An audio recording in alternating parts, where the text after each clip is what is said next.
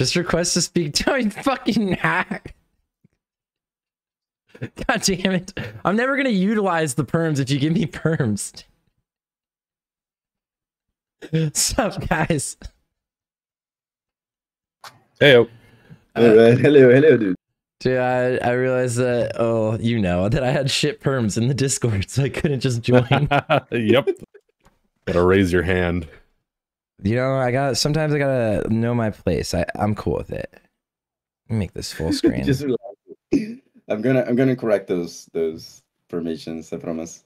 Dude, don't worry about it. I literally don't see any Discord messages ever unless it's like multiple times.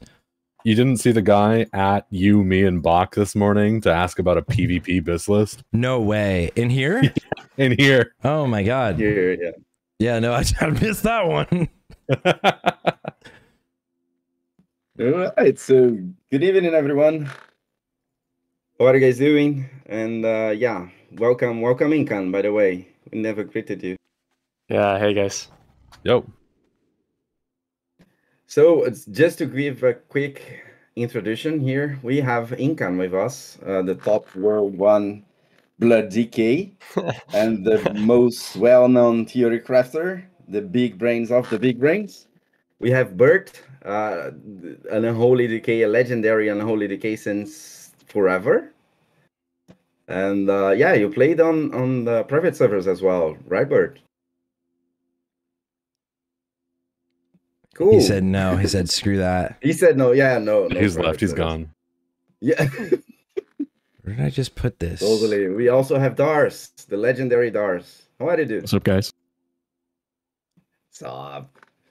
Dars is the spoilers alert. Dars is here representing the Frosts, and Dars did an amazing job in Trial of the Crusader. Like Wendy or Psycho, do you want to come in and only if you're PC? Poke him for ideas. The dude is a big brain. Deans, welcome, dude. You don't need introductions, but the legendary Deans. And finally, Sarf, of course. Welcome, dude. Very welcome. What's up, guys? I'm excited for this. I might have one of the best Unholies hop in also. I'm just making sure that they'll be like for sure. Chill. So I'll let you know. For sure. Absolutely. Just ask him to join and request to speak. We can always have people in. Yeah. And just letting everyone know, if you join the stage, you also have an option to request to speak. I believe it's in the upper right corner. And feel free to request to speak at any time. We will give you voice, and you feel free to give comments and ask away. This is supposed to be a brainstorm. We are not 100% sure of anything we are saying here, but we have quite a big. We had quite a lot of hours experiencing Trial of the Crusader. So the idea today is to give you guys a quick overview of each boss. And for doing that, Sarf, I believe we have an option here to share screen. If you can do that, please, so everyone can join either your screen live here or your Twitch. Let me. So we can all see the same screen. Oh, this is gonna be interesting because I'm using two PCs. Let me see if I can do. Oh, I'll turn it on as a camera. That's gonna be amazing. Let me see if I do that really fast. Let me just look at what camera it does. Video setting. That'd be cool because we don't need to be hopping in between streams, you know.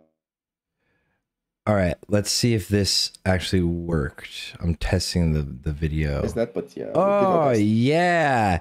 All right, you guys can see my screen now. Wow, that's actually pretty sweet. I wanted to set that up. I like that. It's actually low here. It's what? It's loading. It's loading. Oh, okay. Let me redo it then. Turn off and turn on.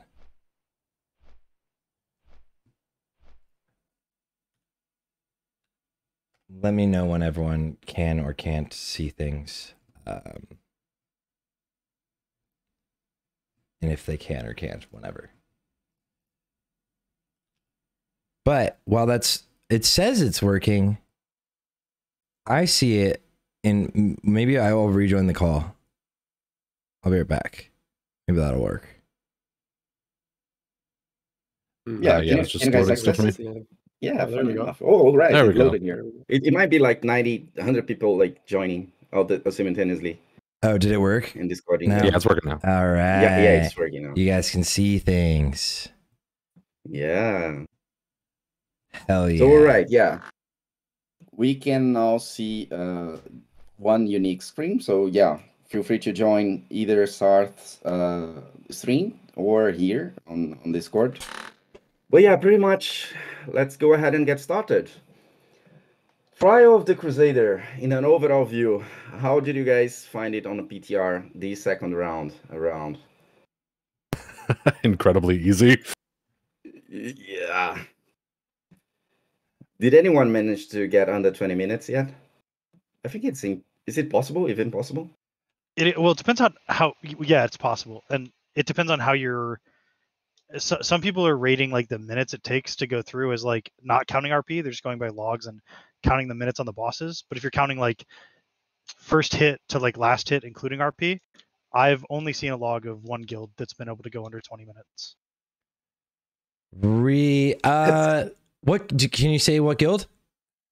I'd prefer not to. That's but totally it'd be fair. a Then. pretty- Yeah, that's all It'd right. be a pretty easy guess, honestly. Yep. It's one of the, That was my question. Yeah. Okay. Yeah, Then for those of us that are racing, there's a lot of stuff we kind of have to keep tight-lipped about speed and pacing, unfortunately. since you said like literally just by you saying that you don't want to say the guild, it's instantly like yeah. Yeah, you're good. No, I mean, it's fine with me. I don't say it. I don't get in trouble, and I think everybody knows who it is. Yeah, don't worry. That's clutch. So it can happen. It can, I think, yeah, world first is going to happen, I think, under 20 minutes. And it is going to be a Death Knight stack, in my opinion. I think we're going to see a Death Knight stack. So this is the raid that we feel so insanely strong in. Everything feels really nice and it's a lot of fun. So definitely excited to see what we pull off.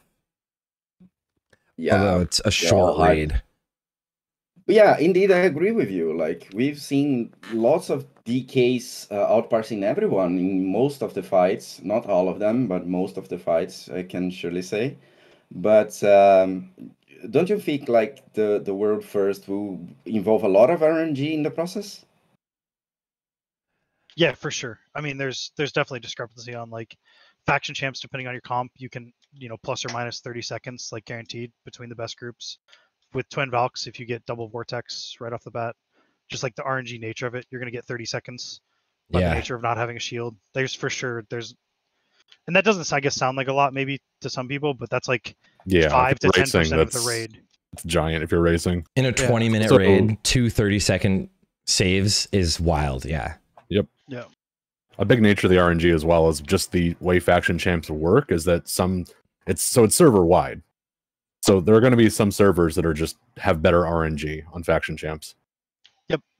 I didn't know that it was server wide. It's unique to every server, like what you're going to get that week. So historically speaking, the way faction champs works is every single week the order or the comp changes, and it is specific to your server. So everyone on the same server has the same comp for that entire week. I didn't know that either. That's actually that's some good old fashioned Blizzard spaghetti. It wasn't quite performing that way on PTR, so on PTR, so we're not sure if it's going to be consistent with the old way or not, but that's kind of what we're expecting. That makes sense. That's like interesting because then you'll like run your speed clears if anyone cares about that, but it's kind of a massive meme. Like if you care about that, we make fun of you like we did the Hydral speedrunners. Yeah, dude. Remember the time, man? I just got so worked up. People that were like bragging about their Hydral times, Yeah, that's amazing. So yeah, going ahead, the boys. We do have 5. I was going to say 5 bosses, but we do have more bosses than encounters. So we do have 5 encounters. The first encounter being factions. No, sorry. Northern Beasts, right? We do have 3 bosses, technically 3 different bosses. One of them being 2 worms, Worms, and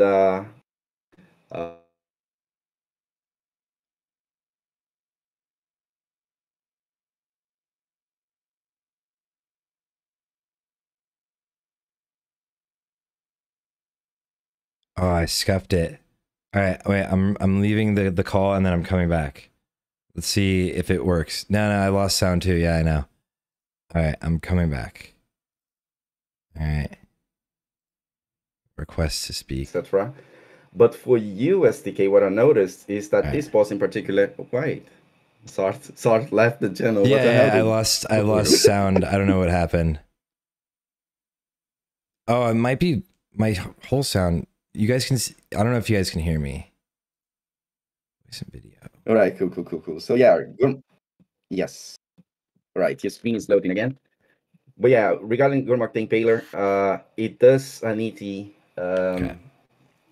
silence. It does a stomp, right? So it's silencing the area. So you do have for unholies, you do have to boot away and gargoyle if you are going to gargoyle, and if you are indeed going to army on the first boss, on the first opportunity, you too have to do that away from the boss. So boot away, burst everything you have, and then get back to the boss. What are your guys' opinions on the stomp, and how have you guys experienced this stomp? Yeah, let's cite names. Can you guys hear me? Yeah. Yeah. Dars, how is it for Unholy? Or for Frost, sorry. For Frost, it really doesn't matter just because the silence doesn't affect me much. Yeah. As Frost. So Yeah, I'm that not a makes good sense. candidate to answer that. For Unholy, it's not super. It doesn't affect you a lot either. You kind of just playing around it, right? Like, you know, Stomp is coming up. You can kind of move your D&D timing around it. Plus, you're playing Scourge Strike now, anyways, so you're having like. You have way more wiggle room, yeah. Mm-hmm. Yeah, we won't be actually playing Scourge Strike in week 1, right? So we will have enough rooms for Technically, you could be playing Scourge Strike in week 1. Yeah, from a heroics. Yeah, that's true. Like if you do a 10 man earlier, right?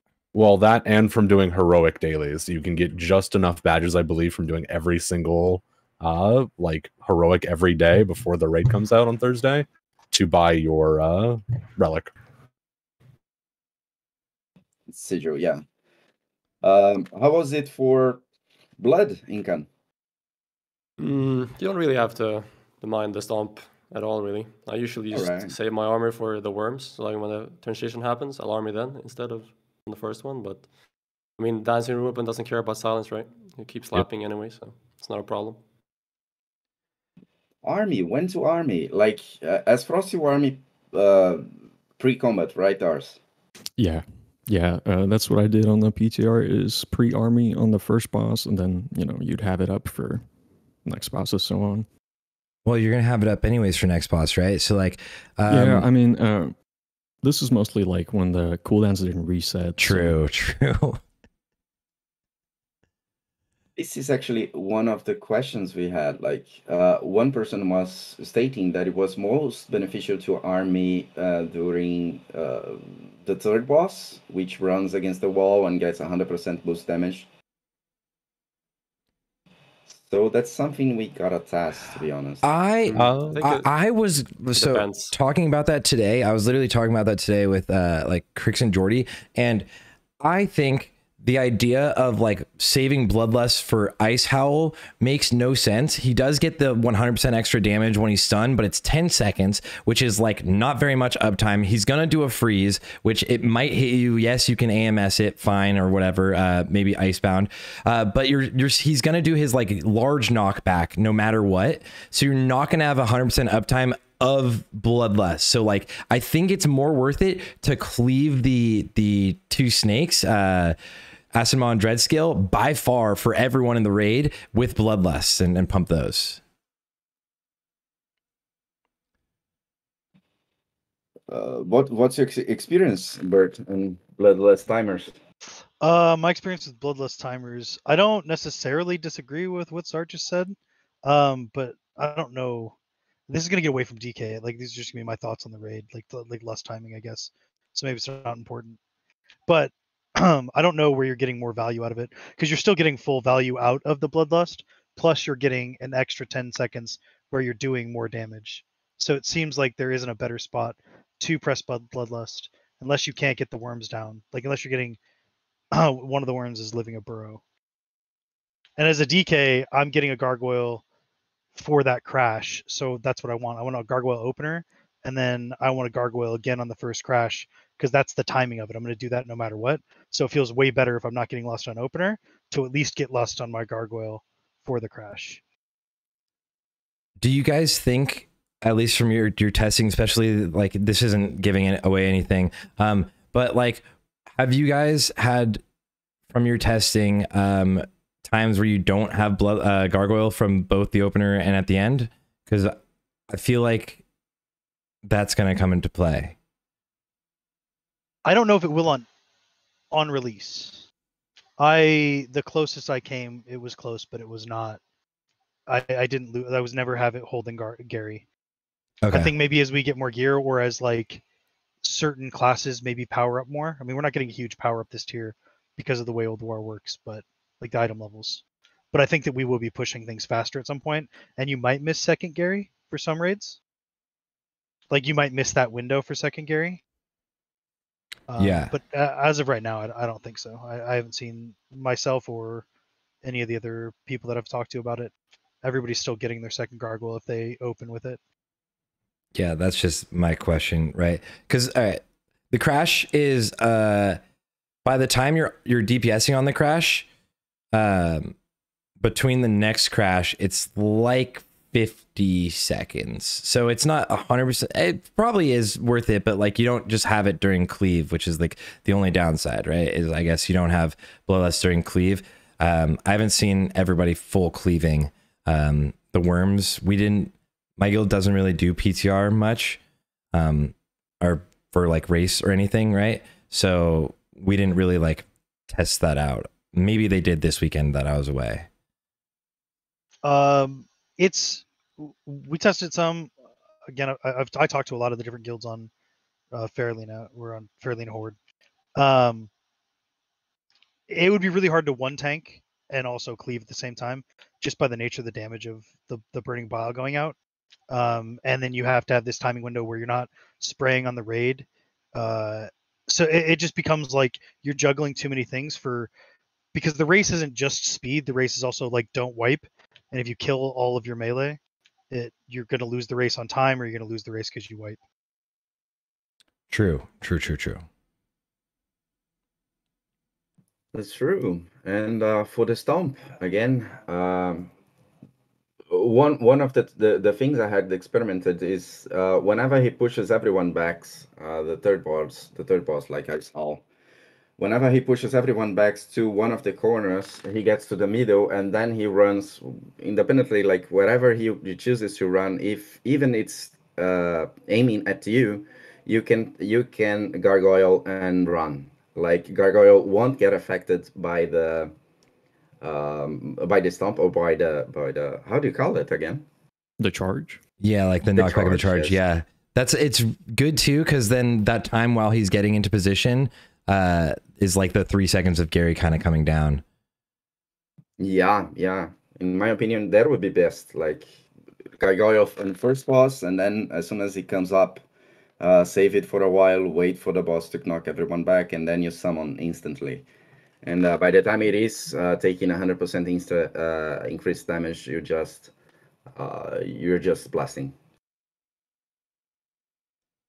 Yeah, I think you just treat the crash like you would the XT heart currently, where you're casting it before the heart's coming out. Yeah, like right as it's doing that. Yeah.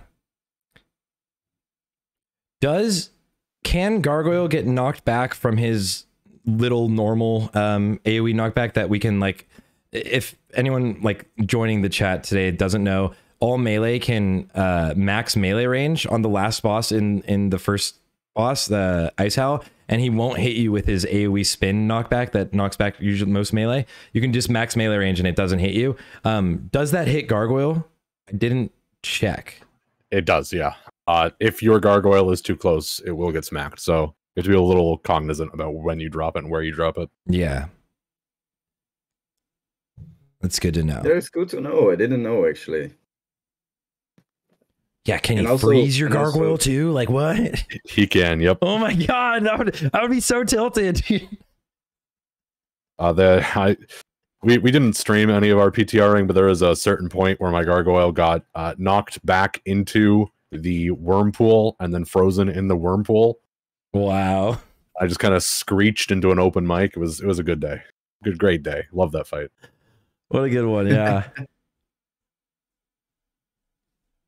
And how are you guys like as Frost and Blood? How are you guys bumping during the 100% increased damage?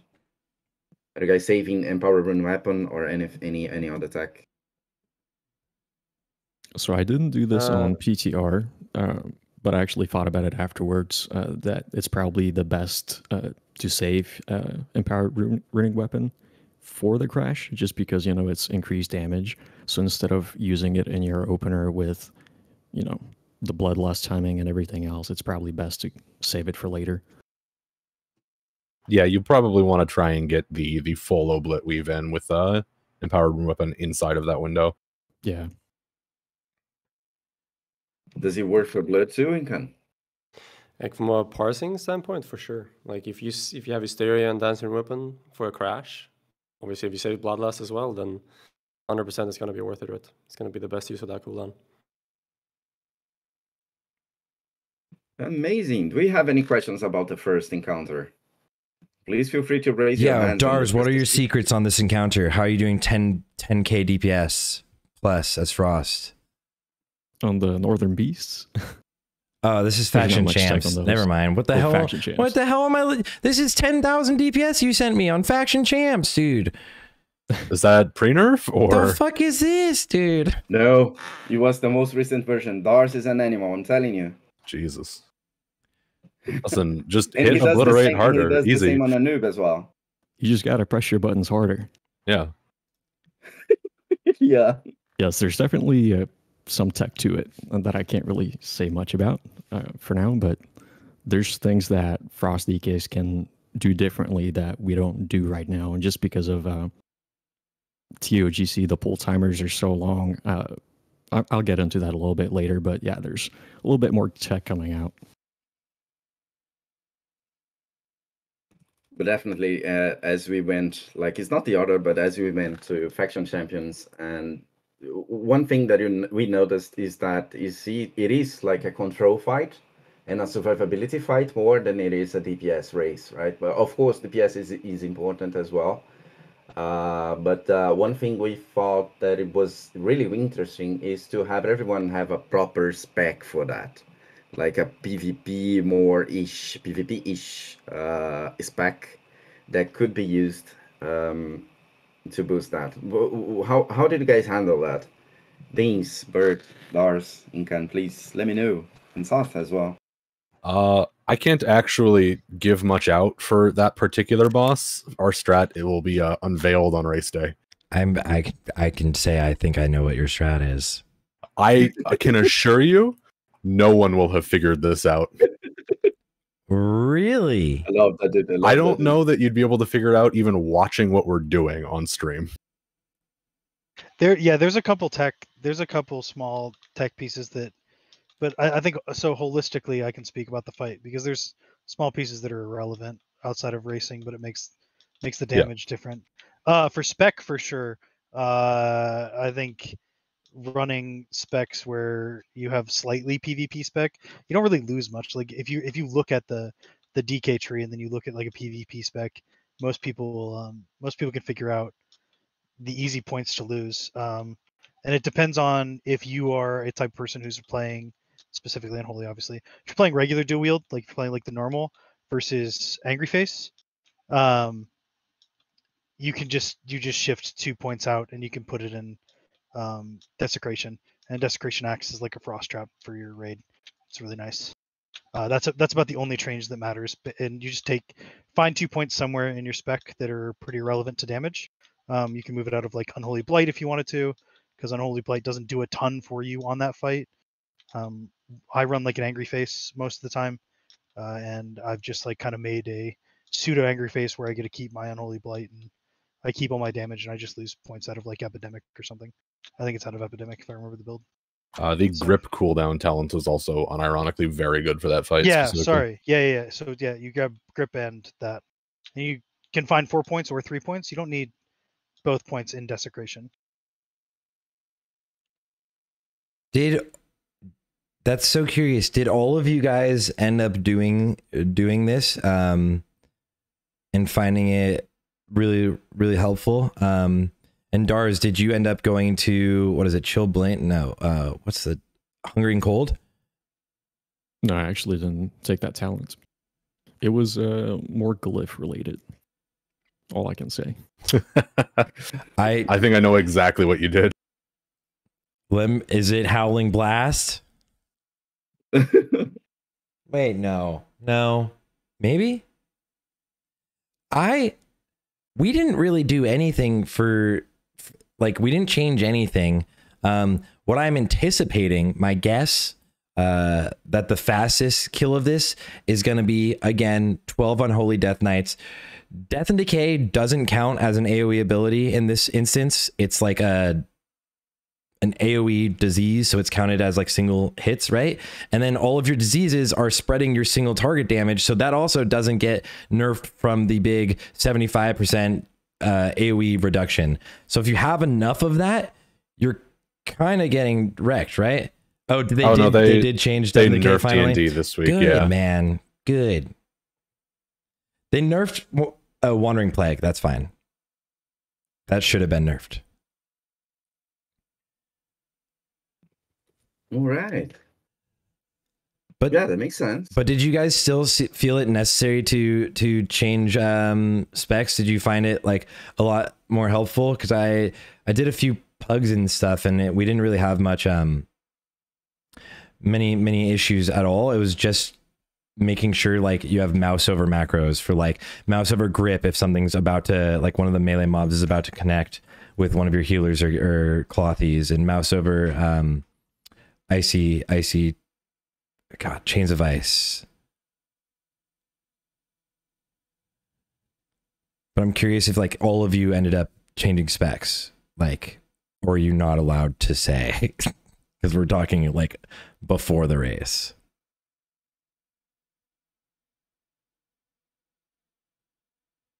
Or did I freeze? Did I freeze?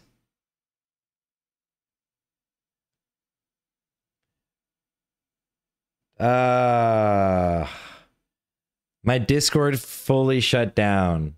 You're mid-sentence and it went poof? Okay. Mine says Cake XCE. He just left. My oh, I'm back. Yeah. Kind of, I think. Am I in the stage? Oh. I'm putting my hand up again. Maybe it's my computer trying to share the screen. That's so weird. I'm curious. Yeah, we can forget the share screen part, and I'll go to Source Twitch instead. That'll be better to avoid these weird things. That's a great plan. Just go to. It's being weird like these days. Go to Sars Twitch and just watch it on there. But yeah, I was. I don't know if you guys answered while I was mid sentence, but did you guys end up changing your specs for this fight consistently, or was it like the first time you guys were kind of trying to get it down? No, we didn't really change specs on this fight. It's a very easy fight. It depended on if I wanted to, because I didn't have the spec built on live, so I would have to go make it on the PTR. So it was more of a did I care about going and making the spec at the time or not? I don't know if it's necessary. It's definitely not necessary for like 99.9% of the population. Yeah.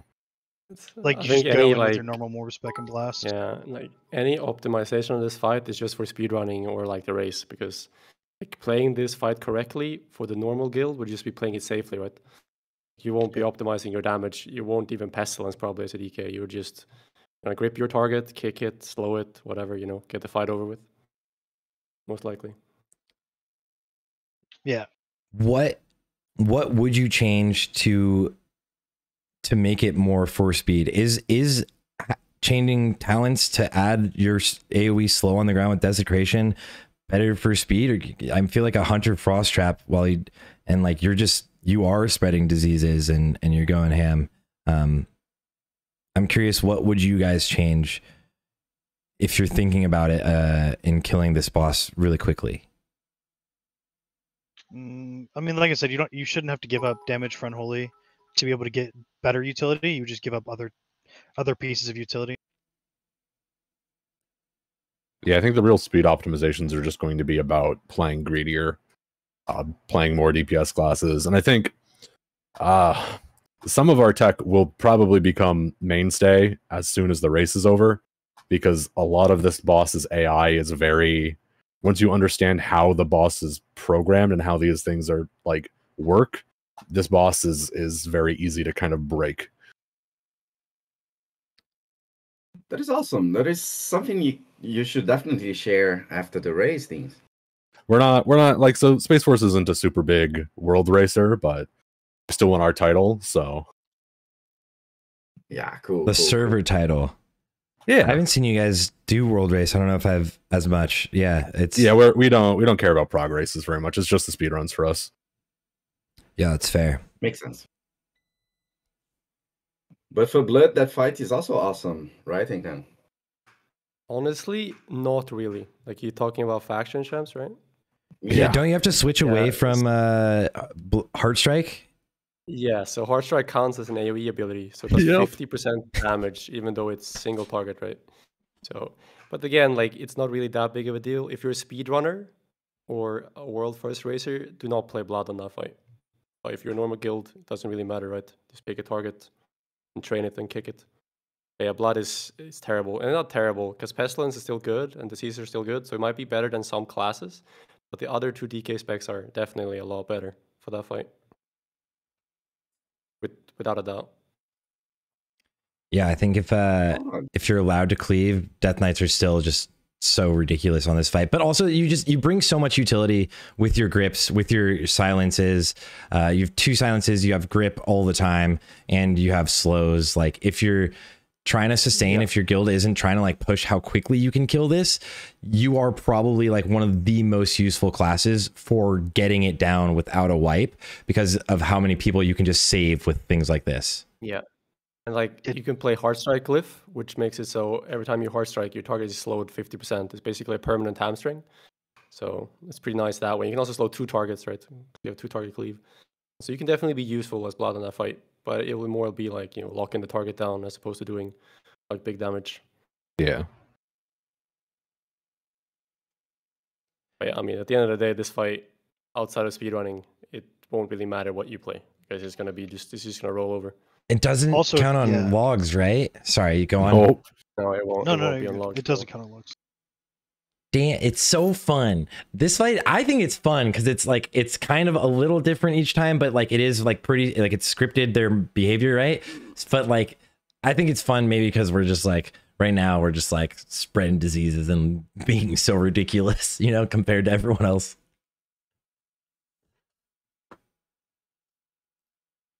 That's I mean, it's also definitely the quintessential right now for me. It's like the quintessential DK overall fight.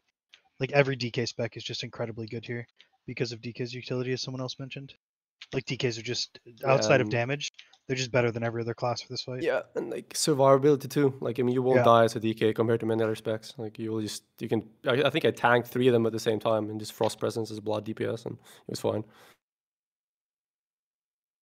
And you won't fall over, you know. It's pretty nice.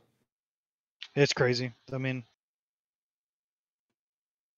just a quick parenthesis here. I just reminded, as we were talking about reduced AoE damage, we didn't actually go through the kobolds that spawned from Gormok the Impaler, the very first boss. These kobolds, they actually are not affected by anything, like not D&D, not Blood Boy, right? Not Pestilence. Or you actually have to target them. They're treated as totems, so they cannot be cleaved onto, only off of.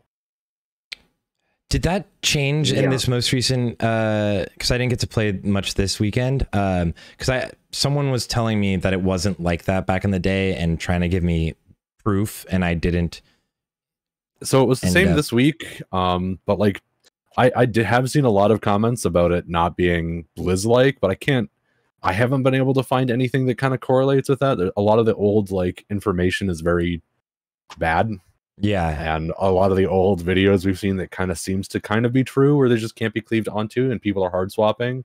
But I can't tell if that's just a sign of like the old boomer WoW player mentality of like you have to swap to ads immediately, and they just don't know what like passive cleave is, or if passive cleave just actually didn't work.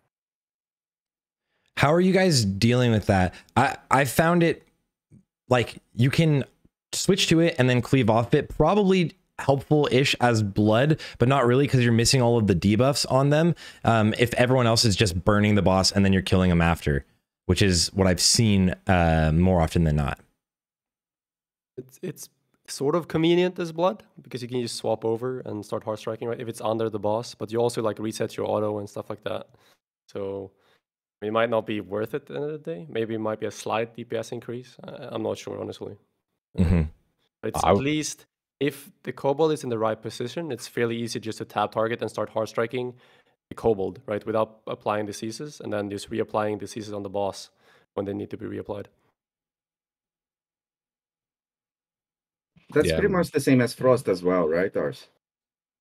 So I actually found it that when I swapped over to the ads, my Howling Blast wouldn't hit the boss. I'm not sure if anyone else experienced that, but I found it really hard to actually spread the AoE of Howling Blast.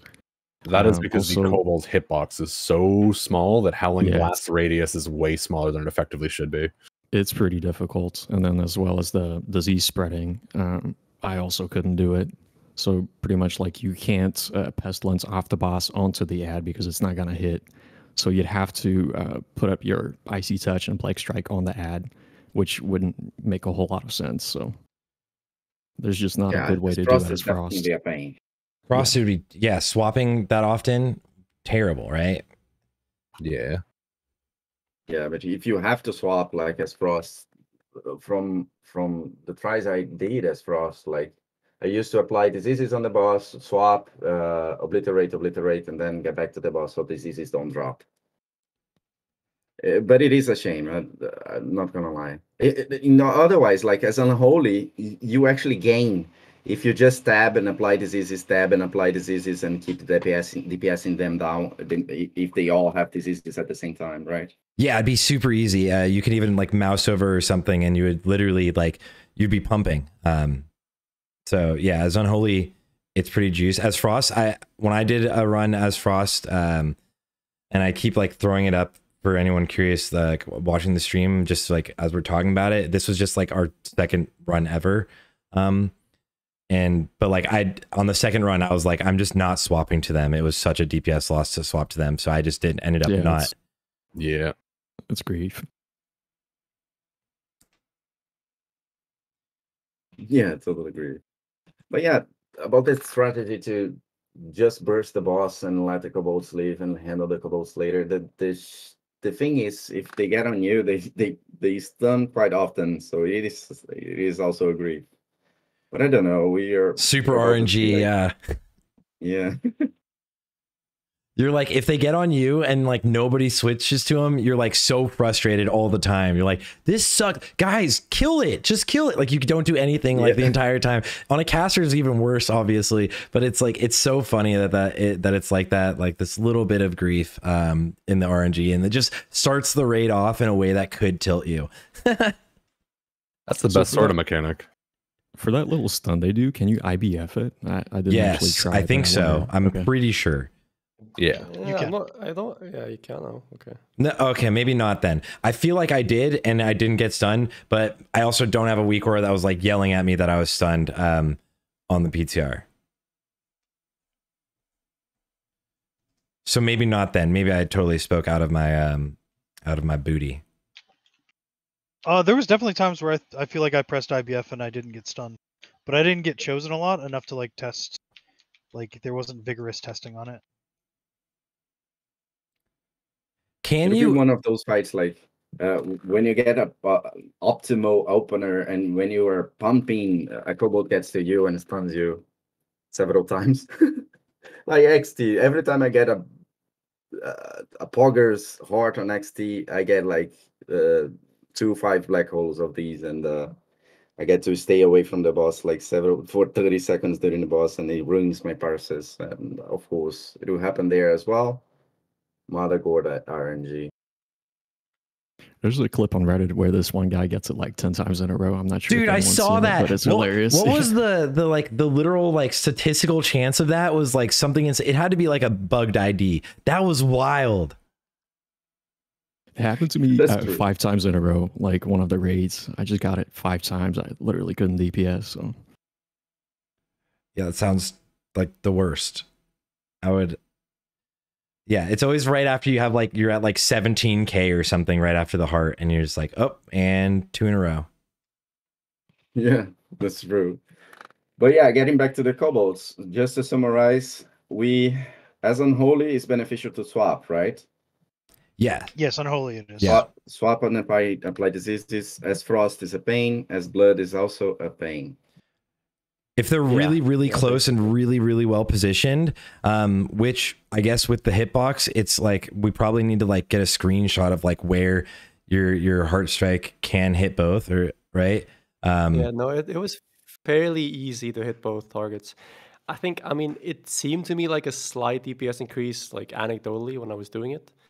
But like, I think you'd have to like time your autos a little bit maybe, or something like that. And also, since Sudden Doom can proc on 2 targets at the same time, like when you're doing Heart Strike and 2 targets, they can proc on both. So if you're a little bit lucky as well, it might be even more valuable to cleave off the Kobold. It's hard to tell. I think you're just going to have to feel your way forward when the fight comes out on live servers. It's not going to be a big difference. Yeah. I have a question. I don't know if you guys noticed. For Ice Howl's freeze breath stun, can you also IBF it? I would assume so, but I'm like trying to recall, because you can AMS it. If you can IBF it, then you can just time both of those for the 2 that he does. I did not test IBF on that. I'm not sure if it's physical or magical. I guess it shouldn't matter. Huh? Yeah, I don't think it should, but I just want to be like sure, and I didn't get enough to test. Like it didn't target me when I did it the few times I was in there. Yeah, I didn't get hit by it once during testing on my Death Knight. Lucky. You just stand on the tank, easy. You know what? I feel like it did it to the tank in one of my runs. Yeah, but you're statistically much less likely to do it on the tank. Yeah, so. Jim for expertise, full expertise, Jim, and stand on tank. No, you stand to the flank and you just juke on top of the tank when the timer's. It's on a timer. I like the expertise angle. I have a world where we're not shilling expertise, and you just go full expertise. This is not endorsed. It is if you're competing against me.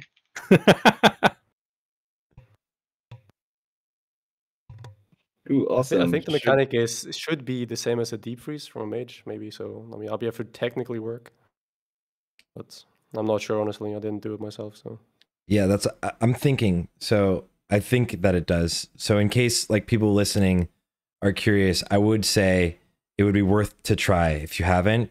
And I'll make sure to put something out to like confirm it.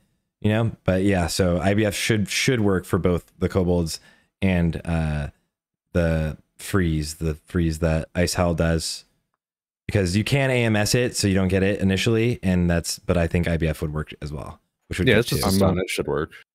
I'm looking at Wowhead actually, and it's saying that it's frost damage, so it's not physical. So I don't think. Well, IBF makes you immune to stuns. Yeah. So yeah.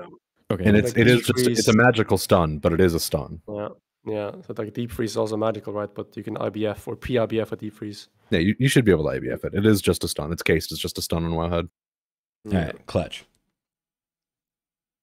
Poggers, should we go to Jaraxxus now? It's actually the second encounter, and we do have it. Correct me if I'm saying anything stupid, but I think it is the second encounter. That's correct. Yeah, that's the second one. Cool. And it's kind of a face roll, right? So much. Stand there. It was so damn easier than I recall in my mind. I'm sure Jaraxxus would be hard if any ability in his entire spellbook did any damage to any player in the raid whatsoever. But as it stands, that boss is not a boss, that is a training dummy. Yeah, it seems undertuned. It's wild. I was really excited for this one. And I have friends that were like really excited for this encounter. And yeah, it was like this boss just kind of like falls over. You're going to nuke it super hard. This is like the easiest boss in here for sure. This is a loot pinata. And I do remember this boss like killing people a lot. And mind you, I was like literally 13 when Wrath was out the first time. But I do remember like Pugs dying a lot to Jiraxxus. And I'm pretty sure it's just because every mage had like no hands and were playing with their feet on the keyboard, or just didn't have like spell steal keybound or something, because like there's no other way that fight does damage. Yeah, that sounds correct to me. You failed an interrupt as well, right? That doesn't. It's not even that intimidating to fail the interrupt. It's also true.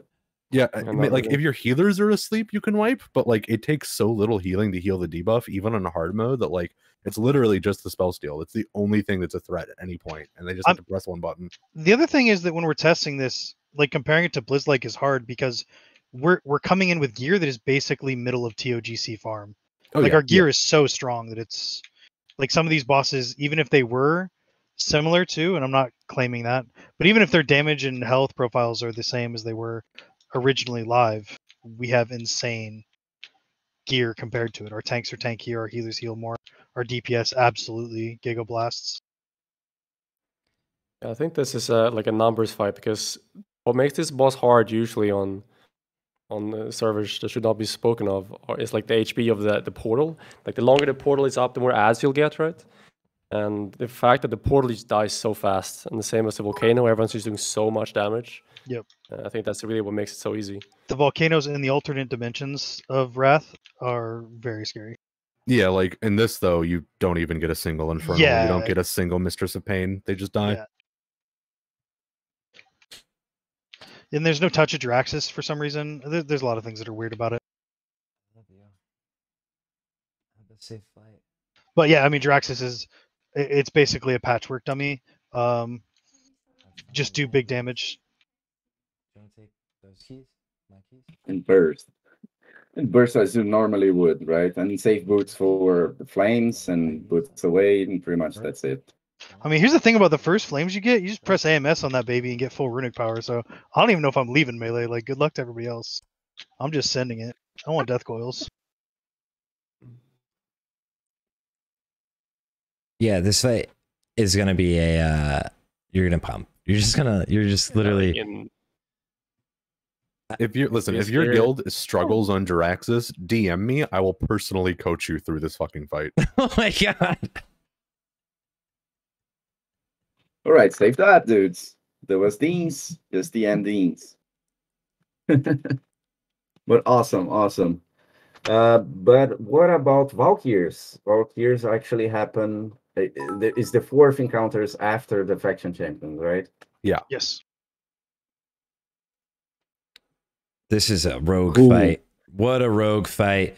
You're going to cleave them, right? Like, I don't think anyone's going to not cleave them. The question is, do you do the door strat, I guess? Or I know they tried to fix it, but I know some people did it this weekend. Or like a normal strategy. What was like your guys' approach to this fight? Oh, and fucking blood fight. Oh, Incan. Big blood fight. Lots of cleave, lots of heart strike. Yeah, I want to hear how blood did actually, because I didn't see any blood this weekend. Incan, how did blood feel and look? I mean, it feels good, right?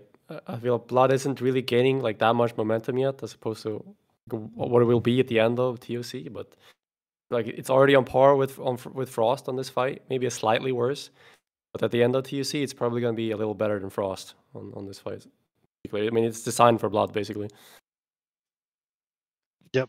One thing that I noticed there is that Frost pumps. Like, as Frost was getting like 20k obliterates with each hand, if I'm not mistaken.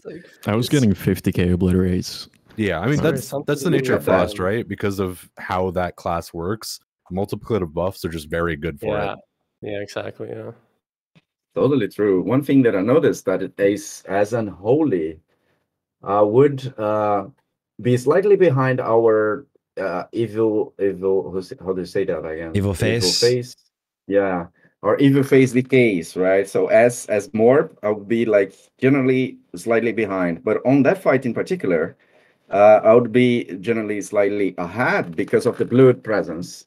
I think it has to do like it stacks well with the boss, the yeah, the buff the boss does, right? It's multiplicative plus like on top Cleave. of that, the big the big majority of like base's DPS increase, it is from using abilities more often, right? Your runes coming up faster, but it's also mostly from auto attack damage, which isn't really multiplied from having 2 targets, right?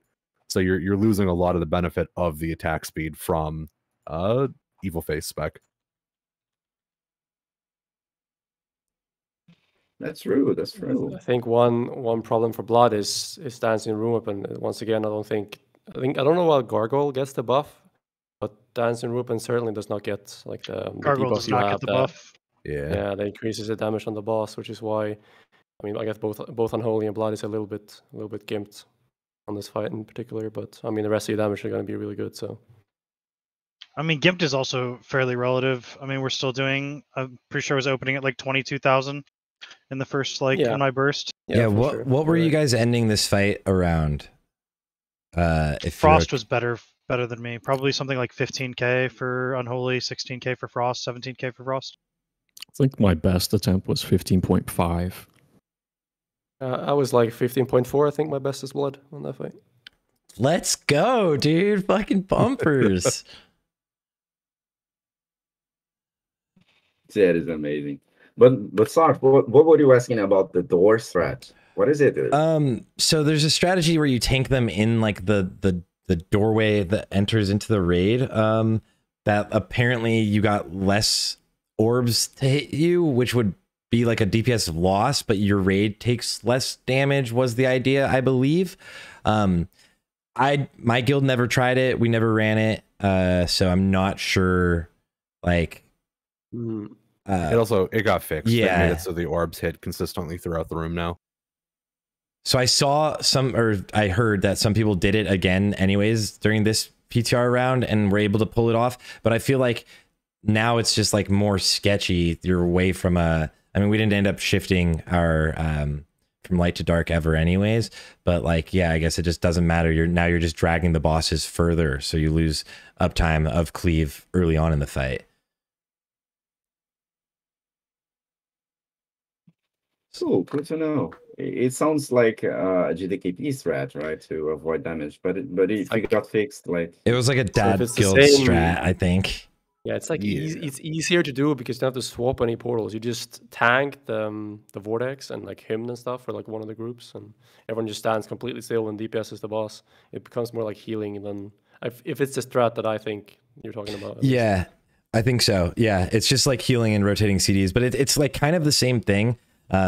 I wasn't like super excited on it when I watched people do it, and I also watched the people that were doing that strategy were wiping like a ton, and like my guild, like we went in for our literal second attempt, and like only a few people knew any of the boss mechanics and like had no wipes, right? So I was like, I guess there's no point. It's basically if you have like a guild where you trust like 10 of the people to do a good job and the rest of the 15 to just completely do something wrong. Then you have 10 people that can carry the rest of the raid because those 15 people that usually fuck up, they can just DPS the boss and stand completely still and don't touch anything, right? Yeah. That's usually the why you did it on other servers. There's a world where if you have soakers that are struggling, DK is unironically a good soaker. Obviously you lose the damage from your DK. But DK has so many tools to deal with soaking that it's not an awful decision. If you're a good player and your guild has a lot of players that are maybe not you, be the guy that soaks. It's not awful. I think that's fair. So that the hunter can actually DPS. Yeah, because traps hit, right? It's a real good fight.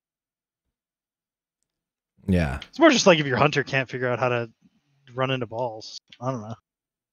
Sometimes this fight's so funny for the memes. Like you got to run into the balls, and then it's like attack the white one, attack the black one. You're like, oh my god, dude, what the heck? I first like literally the first raid I did up here was like a pug the first day, and I was like, I am for sure muting this raid leader on this fight. Like it is, I'm muting all EU GDKPs on this fight for sure.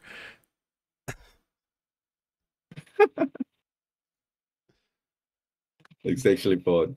But yeah, it actually drops the beast trinket for almost for several classes, right? Death's Choice and Death's Verdict. Choice is Horde and Verdict is Alliance, yeah. Yeah. Theoretically, it drops this trinket. Yeah, theoretically for sure. We saw it multiple times on PTR, and a Ret Paladin took it. Well. I'll tell you, of all of our clears, the one item we did not see was Death's Verdict.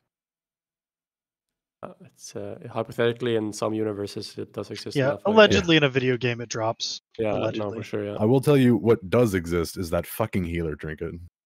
Every single run. Crit MP5 gear that exists for sure. Yeah.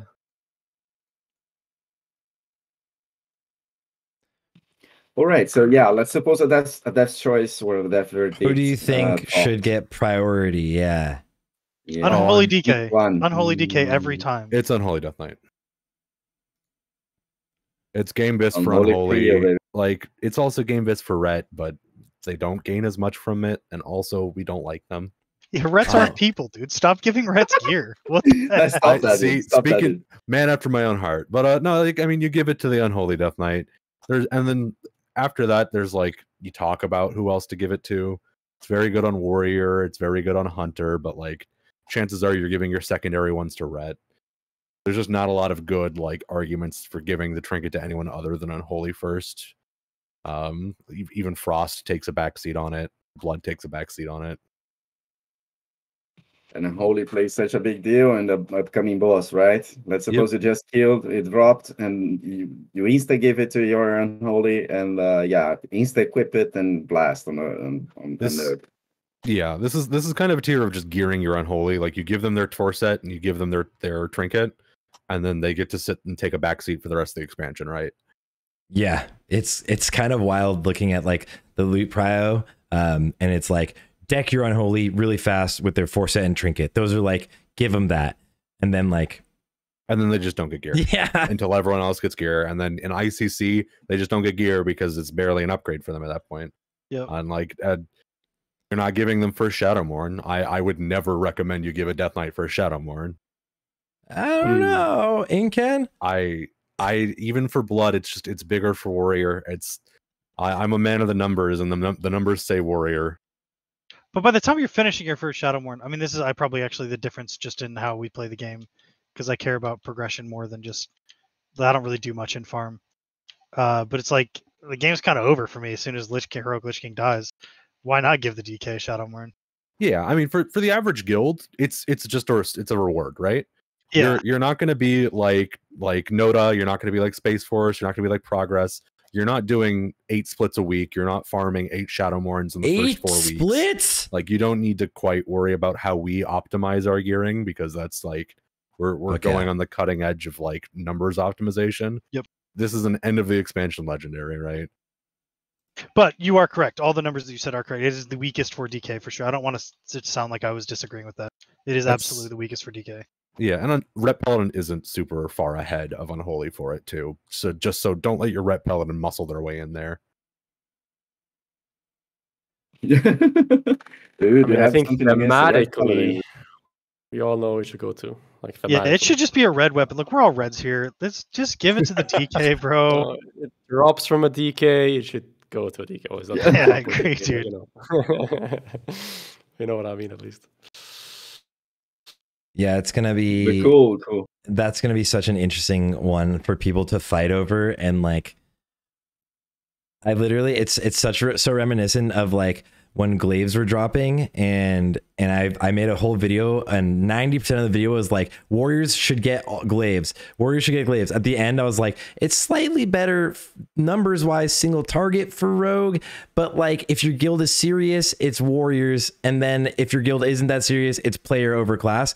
And warriors got so mad, mad. They're like, they clipped like just that section. We're like, this idiot has no idea what they're talking about. And I was like, what do you mean? That's gonna be Shadowmourne. Warrior players, I don't know, there's something wrong with their brains. It's main character syndrome to the worst.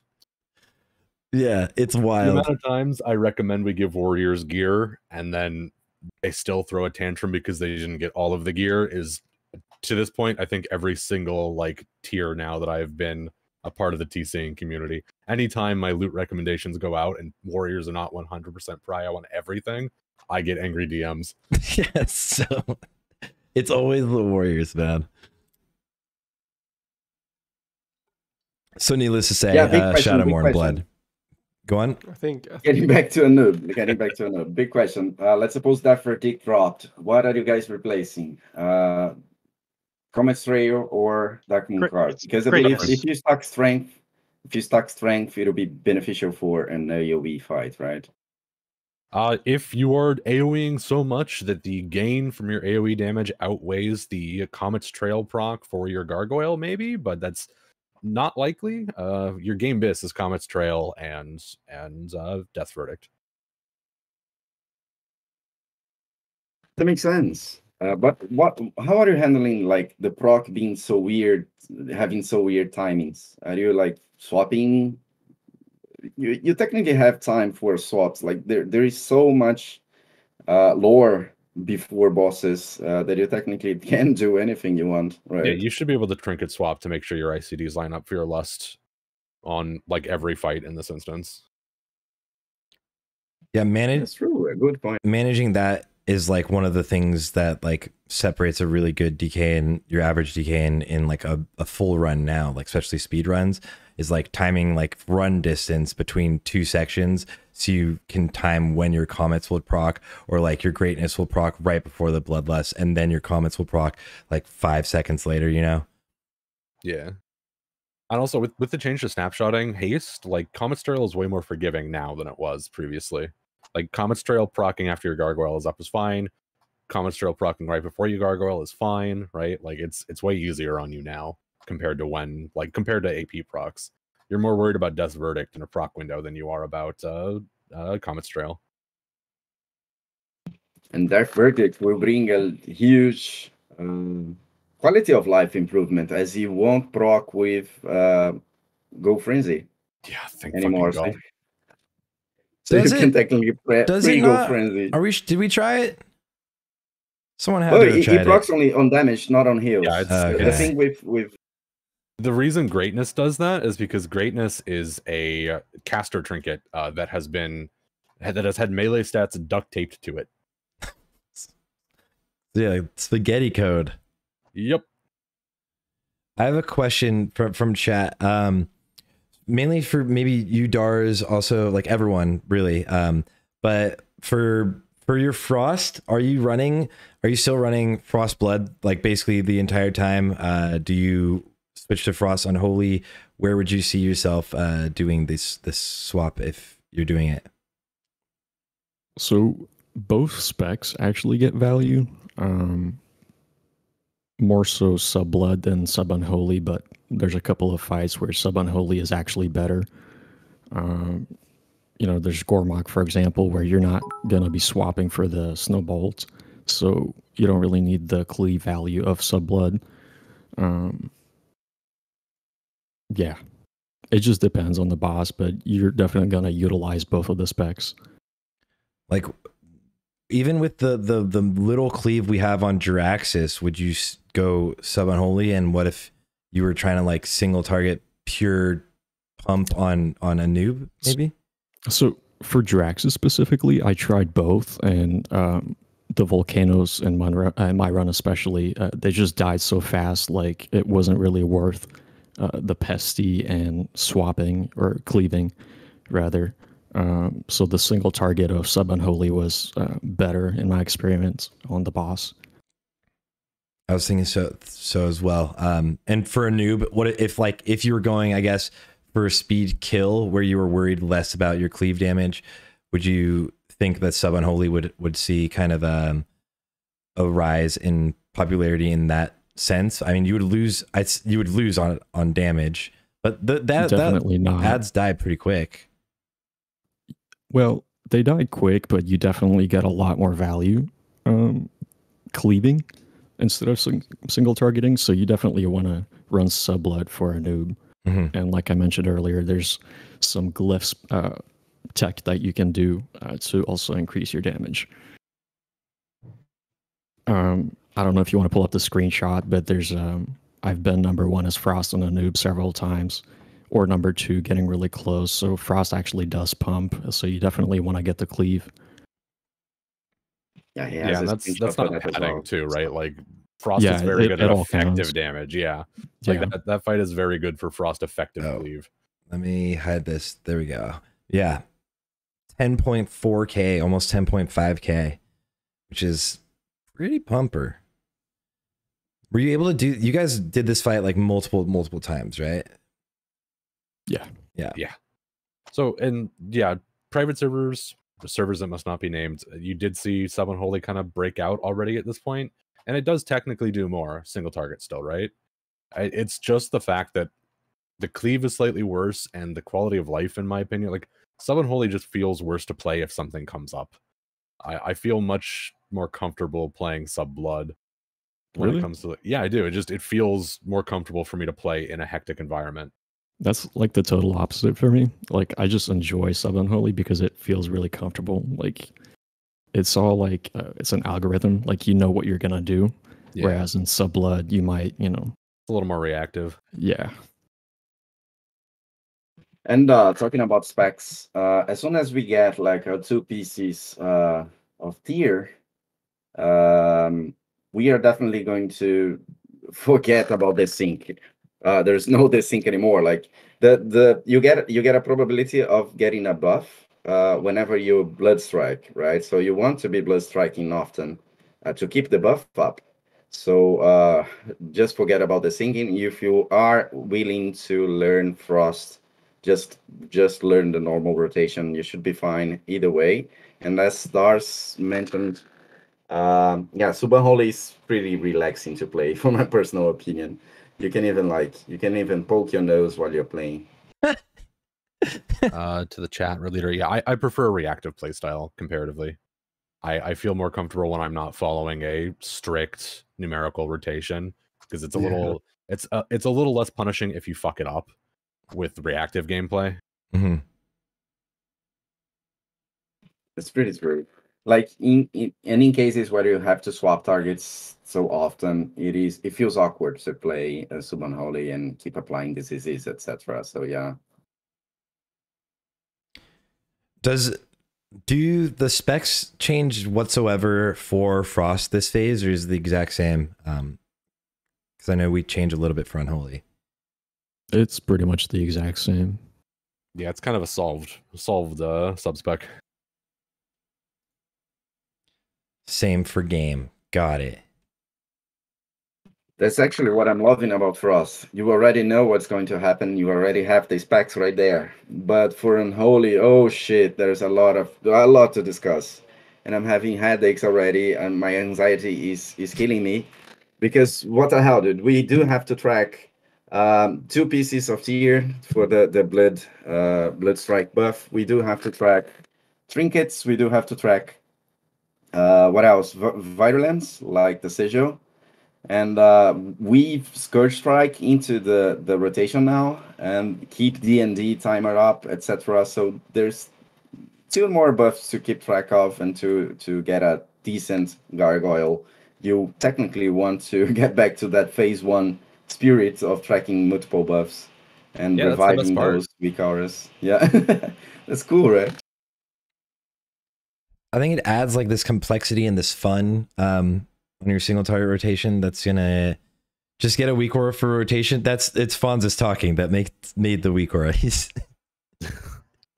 I think it adds this complexity that I think is really cool. I think adding the sigil, and not only the sigil, right? Like, so the sigil giving us 200 strength and our 2-piece giving us strength are 2 procs that you want to roll in to like your snapshots too, as well as keep them up while you're doing anything. It's really, yeah, it's fun. It's cool.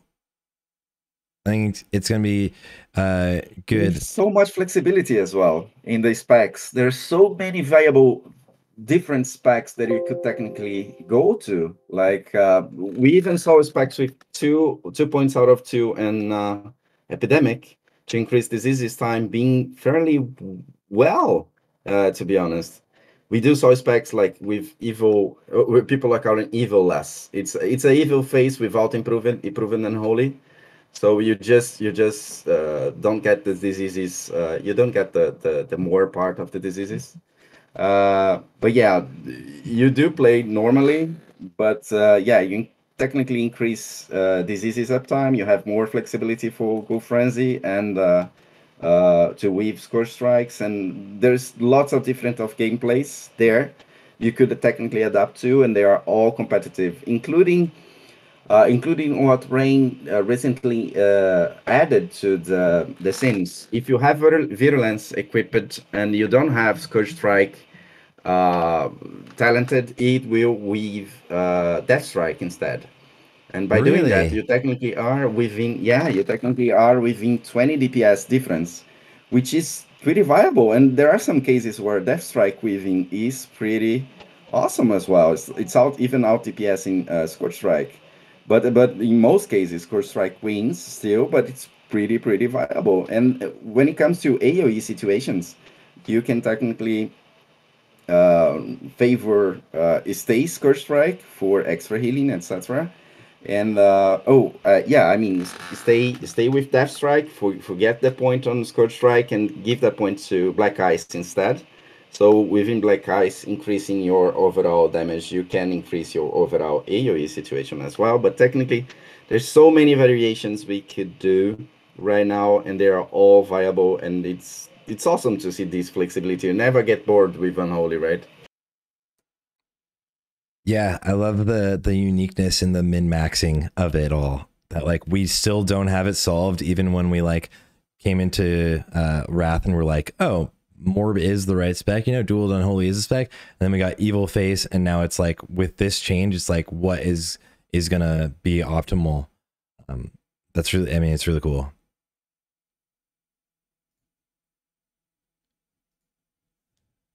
But yeah, let's get to the final boss. If anyone has any questions or want to request to speak and add something, please feel free.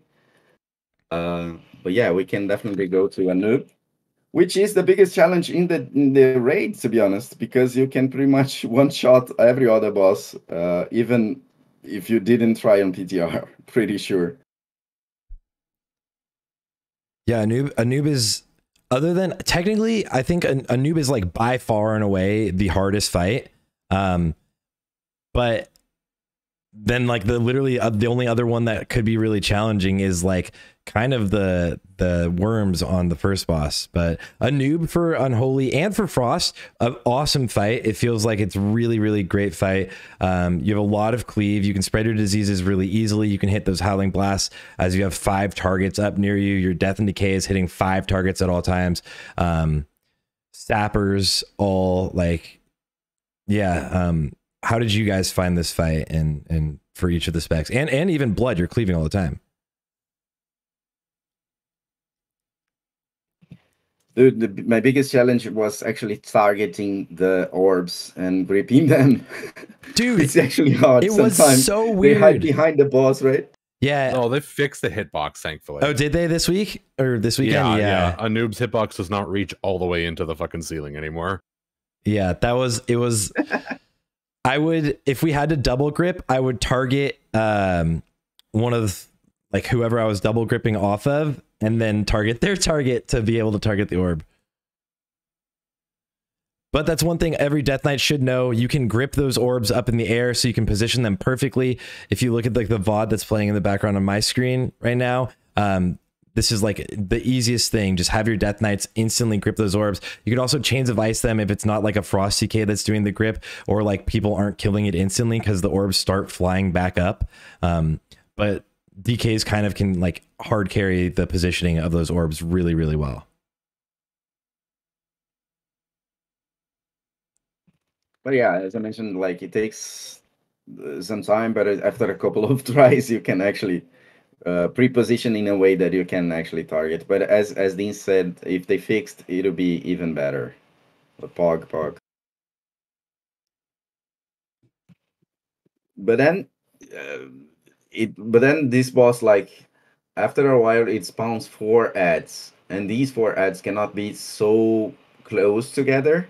And that if you are like in the video Sart was showing, if you are like in the middle, you can spread diseases pretty much. But if you want a blood boil and if you want to Death and Decay to reach everyone, you might as well want to jump to make sure it actually is hitting every single target. Because I had like my first couple of tries, I had this other Unholy Decay last, which is like an amazing dude, and he was like, his Death and Decay was technically double my Death and Decay damage, and I was like, what the hell? And then I see he jumping all the time. I was, that's it. Always jump when you AoE. Yeah, jumping is a huge thing for getting the extra range. Even though it looks like it's not gonna hit, it's probably hitting. Leeway is a purely classic mechanic, and it is very weird for us specifically. I'm so used to it by now. It's such a DPS increase, like throughout a run. It can be too, right? If things are slightly out of range. Anyone that's new to it, it increases your range on all AoE abilities, which technically also like is like a radius thing. So it's like in every direction. You'll increase everything. Jump, throw your Death and Decay out. Jump, Pestilence. Jump, Blood Boil. Jump, Howling Blast, and it'll be a DPS increase for you on here. Yes, totally. Did you guys find any like nuanced ways of kind of min-maxing your DPS on this fight? As Unholy Cliff of Icy Touch, technically. So yeah, you want to go for as many pieces as possible that grants you a boost in AoE, because AoE there is huge. At least for week 1, like if ads start dying like really fast, after that it won't be that much of a trouble, right? Week 1. Again, this is a very good fight for us, specifically because it's effective AoE, right? You're not padding. Yeah, you're helping your raid. Yeah, for sure. It helps every blood boil is for my raid.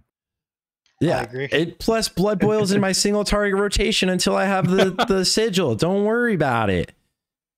It's like we have a Frost DK in the guild that keeps getting rank 1 world.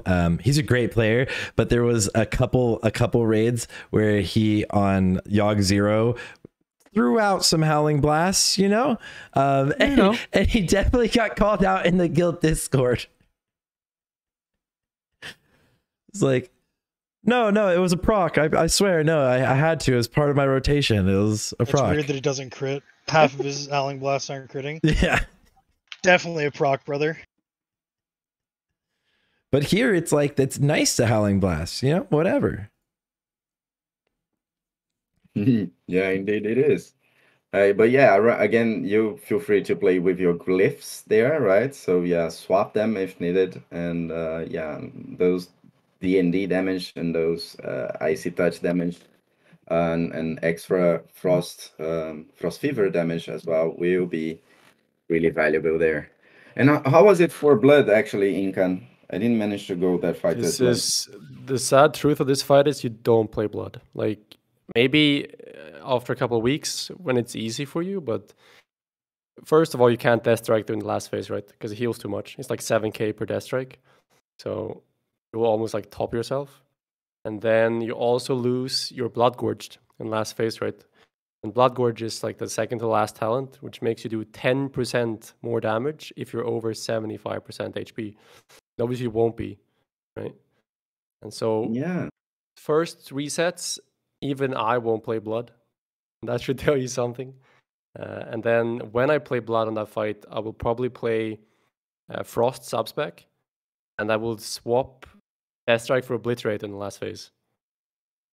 Because this is the thing about this fight is it's gonna be what gets you 50 out of 50 or not, right? So you always wanna like optimize that fight.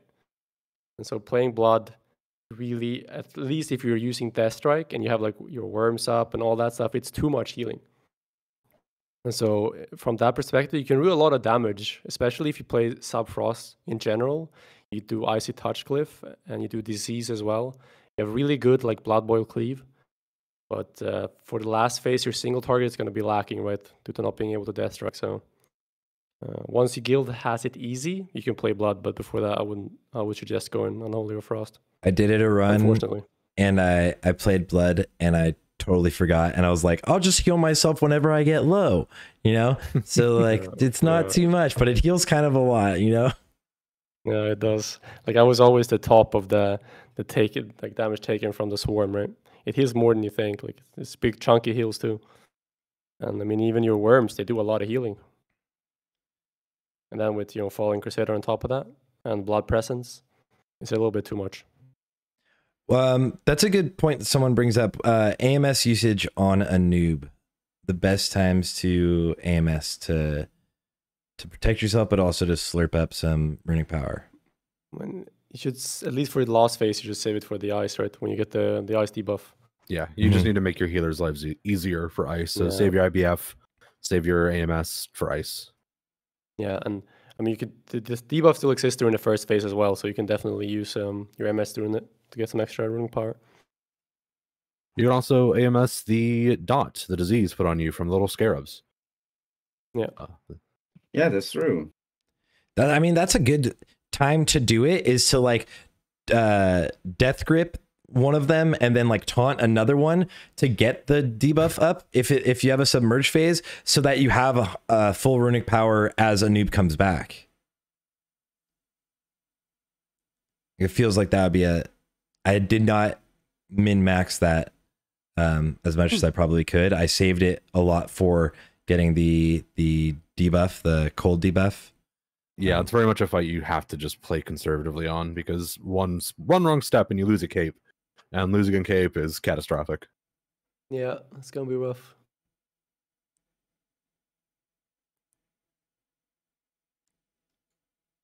Who gets the strength cape? Death Knights. Oh, here we go. Yeah, Death Knights and Red Paladins are the only ones that use it. So, I mean, you can also give it to Rep Paladins. It's fine, I guess. But Warriors want the Agi ARP one because it is their game-based cloak. Oh, shit. I didn't know that. Nice. Yeah. Yeah. All right. Well, easy clap, guys. You heard it here. Beyonce said DKs get the strength cloak. Rep Paladins in shambles again. No love, apparently. But it wasn't me who said it, so... This guy really hates Rat. Awesome. Do you have something else to add? Do you see a world where... No, because of week 1, you're just going to get your sigil right after. Never mind. I was going to say, do you see a world where... I mean, I guess in the first week, potentially running a PvP sigil on this fight for the cleave being pretty strong. I mean, you switch your glyph back. You go to... Ice Touch Glyph instead of Death Coil, and you get some attack power while you're just doing consistent AoE damage. Yeah, I could see value in that in a couple of fights. Like, yeah, several fights they're AoE, so you're technically replacing Death Coil or Dark Death Glyph, which bursts Death Coil for Icy Touch anyway. So you are kind of reducing the bonus of the glyph that drops off XT that I forgot the name, and it doesn't exist. Yeah, don't worry. As it is like less damage anyway, you might as well, like in AoE fights, replace it for the the PvP sigil and get the extra attack power for the snapshots of diseases and death and decay, right? So it should be POG. Yeah. And Frost, you would never, even on big AoE, you would never go with anything different? You definitely would, and that's the secret tech. I'm not going to say specifically. As I was saying it, I stopped mid-sentence. Do damage, you know. Think about the damage profile. It's not hard to figure out, but as I was saying it, I stopped myself. You heard me. I was like, okay, all right, well. So going back to Frost, there's a can of worms that I'm willing to open. So with TOTGC boss timers being so long, like the first boss is 45 seconds. Obviously, Frost DKs don't snapshot their army. But if you actually take the sigil of, I believe it's Virulence, you get plus 200 strength for 20 seconds. So if you time your stuff well, you can put your trinkets on a CD. Summon a dig rat, which I'm sure everyone knows, unconscious dig rats. You get those in like Duratar or whatever. So you can actually get a proc off of those, put a mailbox down, swap to your PvP sigil for more strength, use another rune, or use your 2-set for plus 180 strength for 15 seconds, and actually snapshot a decent amount of strength on your army. So you can do that for Gormak, I believe Jiraxis, Twin Valks. So there's a kind of a new mechanic to Frost for getting more damage out of your army. Parse mentality. This is a fucking parse raid, dude.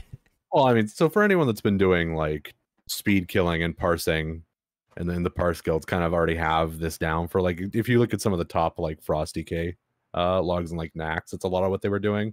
So it just hasn't been done very much in Ulduar. But returning to an instance that is easy and has long RP in front of it, and like people just kind of want a full Zug, like you're gonna see a lot of the pre-poll snap shenanigans. Imagine you have like a boomkin in your raid that always just insta gives your dig rats. Brother, if you insta give my fucking dig rat, you're getting kicked from the guild. You heard it here first. I'm gonna watch you guys' race to rule first and be like, oh my god. Instantly kicked. I just won't give them loot. That's fair. Be in charge. Yeah. Yeah, it's super sweaty, but like for anyone wanting to push the extra DPS when there's time to do it, like why not? Yep. It's totally worth it. I mean, there's times when Digrat was like really worth it in Ulduar also. There's ways like in like Ignis, say if you were summoning your gargoyle before he did his AoE silence, the knock, you could have summon a Digrat, have your gargoyle go attack the Digrat right as he's doing his AoE silence, so your gargoyle is not casting, and then send your gargoyle back on the boss. This week I accidentally garried early, and I had to target the ads that were like on the other side of the room and like do that quick switch of like my gargoyle attacking them and then back to the boss like within like a second, you know, so that I didn't get silenced. So Digrats are still, they have a lot of use. They're really, it's the min-maxy thing, but like they're kind of clutch. Yeah, especially like for what I mentioned. I'm not sure what the DPS gain will be, but I'm sure it'll be significant enough to do it. Like it's not gonna be like 30 DPS like someone said in chat. Yeah, no, it'll be triple digit, double like the 2-piece and sigil, and those aren't like things that are going on like an ICD or something. Having those, the strength of both of those into your army just for free for no light, and you're not making sure that you're not proccing your trinkets and like screwing yourself on the open or anything. That's like, yeah, everyone should do it actually. Yeah, army scales phenomenally well with attack power and haste. So like, it's good. You have nothing better to do in the 40 seconds that Wilfred Fizzlebang does his fucking roleplay, so like, might as well. want somebody to clip that, dude. Oh God, please don't. Yeah. Talking about army, getting back to a nerd. Do you guys even army on that fight at all? No. I mean, maybe. Maybe at the end to save the queue, right? But yeah, I don't know. I mean, there's a use or two for Marmy. You'll figure it out. Well, I don't care. We don't do race to world first things. I could talk about anything. A very easy way to do army is like a lot of people could save army to take the last set of ads. So the last set of ads just go down and you never have to kill them. Technically, if you're trying to Zerg the boss, you could also do the same instance. So army keeps taunting the ads and you're like chaining armies if you have enough DKs that you literally never end up tanking the ads and you bring more DPS. Technically, you could do that. That's literally me just making that up right now as I'm talking. And I could easily see one of the guilds doing that. Yeah, you figured it out. I mean, there is a little bit of extra hidden tech that you'll find out when trying to tank those bosses or those ads with army. So if the ads are being tanked by army, they won't burrow. The taunt spam locks them above, so you don't need to use a frost patch for them. That's actually bugged. Yeah. Really cool. It only lasts for a couple of seconds, but it has some uses. Yeah. Like, especially if you can, like I was saying, I think the first kill of this and also speed clears of this boss are going to be like just giga stacked unholies, just destroying it. Realistically, you're getting like one ad phase, two ad phases, two sets of ads. Yeah. So you just let the first one burrow and then you start chaining all of your armies, or even after or even your just armies are still alive during everything coming up. And then because you can, if you do enough damage, you can actually phase the boss before he submerges, technically. You have to have a lot of DKs, but it's possible. Yeah, I don't know if you watched who wiped that for like 7 straight hours on PTR this week. That is so funny. That is so funny. A bunch of my buddies are in that guild, and I popped into one of their stream to like check how they were doing, and just saw the 4 wipes fucking remaining, and just felt disparage. 4 remaining. Those who got to 6% what the hell with that happens strat. when you reach 0? That's something I never thought about.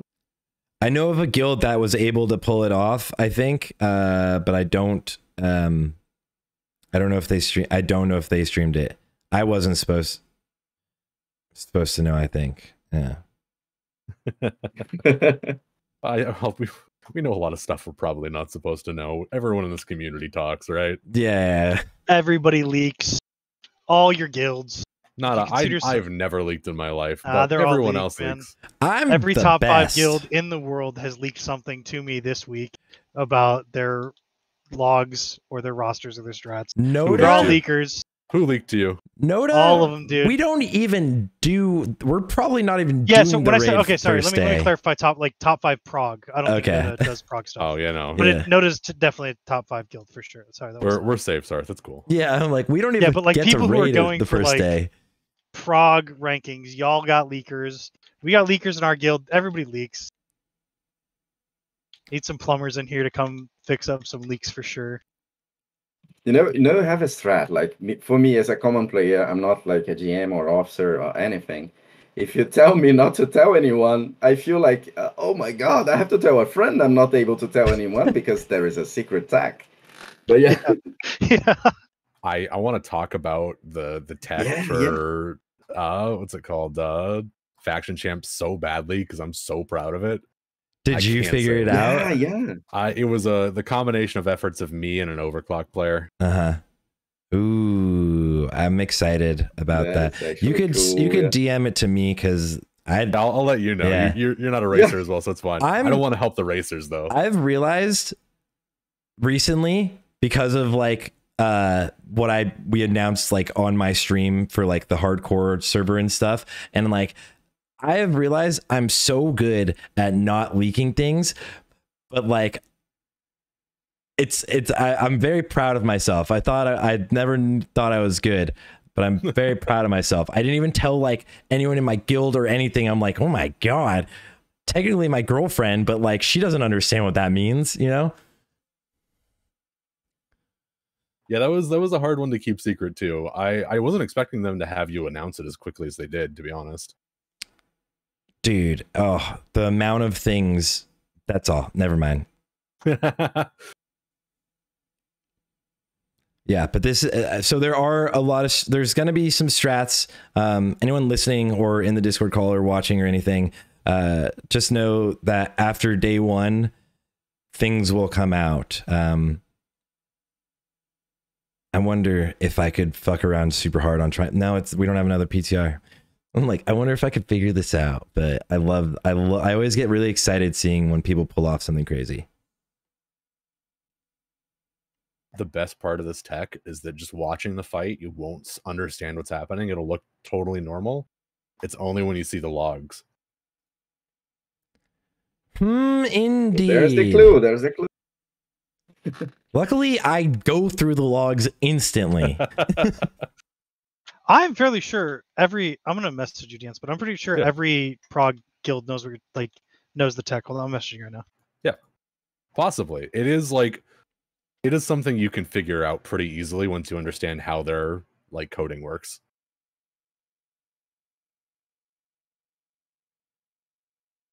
Can you interrupt Quinn's cast at start? I don't know. I never tried. Yeah, you got it. Yeah, okay, yeah. It wouldn't be much of a link. Yeah. Every I think every top guild knows that now. It got leaked from. It's all leaky pipe. Yeah, that makes me sad that someone leaked it. Yeah, it's cool though. It is a cool tech. I agree.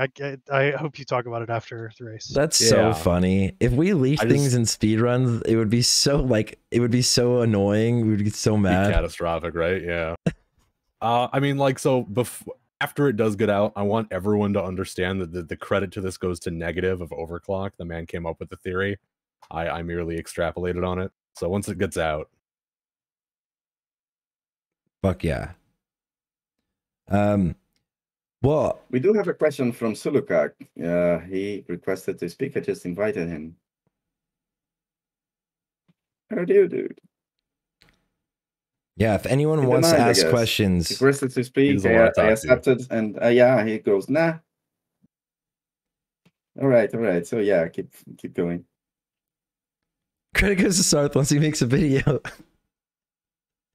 Let's go. But yeah, if you guys like going again, if you guys want to request to speak and talk to us, please feel free. There's upper hand button like in the corner, I believe, in Discord. So yeah, feel free to request to speak anytime. But yeah, any final thoughts? Like what I can say, getting back to Anub again.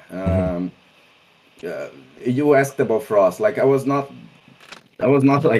definitely not even close to Dars. Dars was topping the tiers. I could only do as much damage as Dars with my Unholy, but as Frost, I was not as good, I can tell. But for me, what felt like really boosting my DPS were like timing diseases. So you want to actually maybe save your blood runes for when they come, and jumping, of course, for diseases, and jumping for maybe a D&D if they have enough HP, and like the whole D&D will be there. But you are pretty much safe if you want like to go for AoE, for the AoE rotation, where you don't actually obliterate at all when they are like alive. But yeah, it could be something like food for thought. You could technically just keep the normal blood Frost sub blood rotation, and then weaving as much as Howling Blast as you can, and maybe think of Death in Decays as well, and make sure to time that death and decay and spread diseases for when the odds can come to maximize uptime. Because like when you pack and hold this, and when people realize that doing damage in this fight is AoE, everyone targets, like not main targets the ads, but they cleave them down pretty fast. And there's only a fixed amount of damage you can actually do to ads. So yeah, you gotta be like timing stuff for when they come.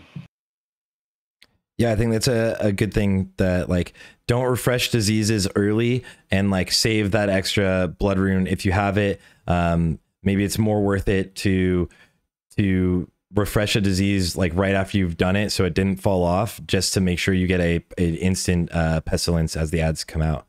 I think it's a good takeaway. Technically, I think in the end, long term, like doing damage to the ads is going to be pure pad, but like this entire phase is a parse phase, so like who cares, right? Like what else are you going to do?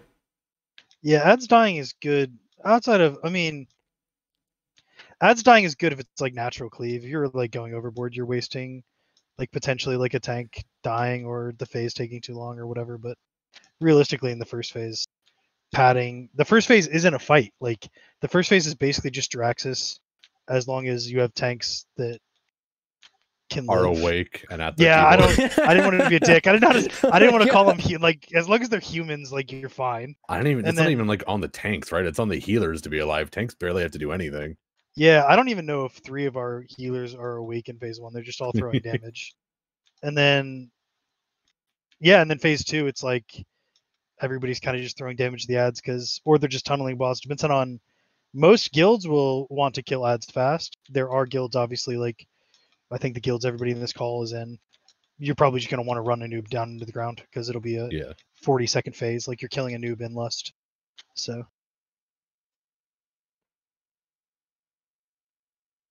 But for most people, it's like the phase 2 ads, which is crazy because somehow Warcraft logs decided that the phase 2 ads don't count, but the phase 1 ads do. But the phase 2 ads are more prevalent for like regular guilds. The phase 2 ads, man, I haven't looked at the Warcraft logs rules at all yet. Why would you not want to do damage to the phase 2 ads?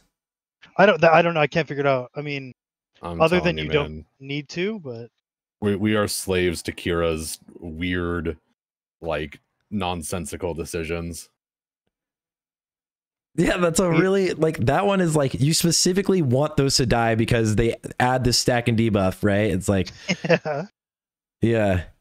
That's the time where you would tell like your raid to actually like get them out of here, get them out of my game, kill the ads. But you know, the Lumberjack site says what it says, so you have to do what it says. Listen, I've been advocating for us speedrunners to rise up and make our own like speedrunning website. I mean, yeah, I don't follow. I'm not a big. I mean, I look at logs for the usage of like checking my rotation or seeing like optimizations I can make, but I'm not a big. I'm personally me. There's nothing wrong with it, but I'm not a big parser. I don't really. Oh yeah, parsing is get a lot of value out of it. Yeah, I don't want to say that. There's parsers in chat, so I don't know. Like, that's make fine. Fun They're of cringe. Wow, was the first MMO. It's true. Red Paladins and parsers are the same thing. They are. Yeah, indeed. It's cringe. It's cringe. BM Hunter, best 3%. Okay, BM Hunter is the best 3%, though. That's not a bad take. We had someone apply to our guild talking about his like top tier parses, and it was as a frost mage. No, let's go. Legit? Yeah. He's like, I heard Space Force is good. There's a BM guy as well. Well, I mean, I see the value of BM player over class, but I see like if you're running a paladin tank, but like also if you have a really, really good paladin, they're great. BM's a really easy thing to do, and you get like 8% more speed for the whole raid, which is pretty nice in a couple times. Is so nice. Yeah. Imagine not having to wear Zanzas anymore. Imagine, dude. Zanza biggest buff in the game. every time I summon my raid to Yojamba Isle, I feel like I'm trapped in fucking 2019. What's the best? What do you guys think of? This is a question that is maybe not pertinent to DKs, but I'm just curious because I don't know a lot of speedrunners. What's the speed run for this? Is this like a dead tier for you guys, or are you excited to speed run it? They're not nerfing Ulduar, so there will be a partition, but we're probably all just going to keep running Ulduar. I mean, it's not going to matter as much as phase or this phase's Ulduars, but like it'll still be a way to, because like no speedrunning guild wants to get complacent, right? I do, dude. I'm gonna play hardcore. It depends if like my guild asks us to do it, but I don't know if we care, right? That's the thing. If enough people in the community care, then it'll be a thing. But if not, then nobody will care. It's like phase 1 in TBC was like everyone kind of decided that at first it was a meme, but people were like, oh, we killed this boss in 23 seconds. And then all of a sudden the meme became like people actually started caring. And then you would see guilds spend 8 hours wiping to the one boss just so they can get 1 second faster. It was the worst, dude. Yo, check my hiking Malgar 7-second kill, bro. Yeah, exactly. So hopefully this is just a phase where we chill and then get excited for ICC, maybe parse or something. I don't know. It's gearing ults and getting ready for ICC. For my guild, I think I can't speak for it at all. I haven't talked to the officers about it, but I feel like in my own head, we're just like going to gear really well for early ICC and plan for like the ICC speed runs. Like we just always, my guild's mentality is to be #1 in the world always. And like, we've just kind of done that a lot. So like this phase, I don't know, is like hardcore is going to come out. That's kind of cool. Yeah, that's cool. You know, ICC speedrunning is going to be great. There's going to be so much route optimization there. Dude, it's going to be fucking sick. I'm really excited. Excuse my language, but yeah, I'm hyped. Like that was the best part about Black Temple, right? Is the pure amount of like route optimization you had. There's so many different ways to do that raid. Figuring out the fastest way to do it was just like the best part. Yeah. ICC is so big and has so many different routes you can take. And then like, it's like, what if we need to trigger this here? Like, what are we? Yeah. The optimization in a speedrun is like so exciting for me. I think Race to World First is usually really, really cool because of like which ways are people going to figure out how to deal with or skip trash usually. But TOGC doesn't have that. Yeah. And like there was a crazy Progress found out that if they brought one Death Knight mob throughout the entire raid, it would actually do like 4 million damage per second to like bosses like Patchwork. That was wild. Instead of skipping trash. Insane. Or like the overclock pulling Gurtok Blood Boil through the wall. Yep, which ended up becoming the meta in speedruns also because it was like fight him here. That was a good race. Yeah, so I think. And also cool that robot spider where people start teasing Freya and other packs just by mounting the spider and going through. It was so stonks, amazing. Fix the day I made the video. There was like 5 things in a row the day I made the video, and I was like, "Stop doing this!" Oh my god. Yeah, but yeah. Talking about ICC again, do you guys foresee it coming, being launched like in 6 months or in a couple of months? Do you guys have any estimation at all? I want it to be 3 months. 3 months. Give me 12 weeks, whatever. Get me in and out. Let me have my fun. I think 12 weeks is the minimum for PvP seasons, so that's what I'm praying for. I want to be in TOC for as short as possible. It's going to be like, we're going to be here for a while. I do not think that this is going to be a short phase. I think it'll be like next level. Like next. Like, I mean, it just makes sense from, like, I mean, at the end of the day, Blizzard is a business, so you have to look at it when they have to like separate and pace out their revenue streams, and for better or worse, content releases are revenue streams. Yeah, to be honest, like Wrath of the Lich King is the most, in my opinion, the most famous, like the most played expansion of all time, right? So they gotta hold hold while they can, because I'm not quite sure I'll even bother to play Cataclysm. Is it Cataclysm after? I believe Cataclysm so, right? is after, yes. New season. There's gonna be a new season. Season of something. Hold on, I'm looking at somebody just linked this fucking this trinket list, and did they put the 180 seconds in Ulduar gear as the first one? Yeah, they did. I've seen that same screen. That is the worst case of spreadsheet propaganda I've ever seen. Where is it? Where is it? How do I see these things? Dude, somebody linked the It's in the chat. Somebody linked in the Discord chat. Okay. Yeah. What's it called? Somebody linked today a tier list, like the 4-set bonuses that people got, and it was like Rhett gets the second best 4-set bonus and Demo gets the third, and I was like, but what? No, this is all wrong. It was like, yeah, it was spreadsheet propaganda is a real thing, guys. No, no, dudes. I know the guys. Like, they're not like twisting data from. Look at the numbers. No, is good.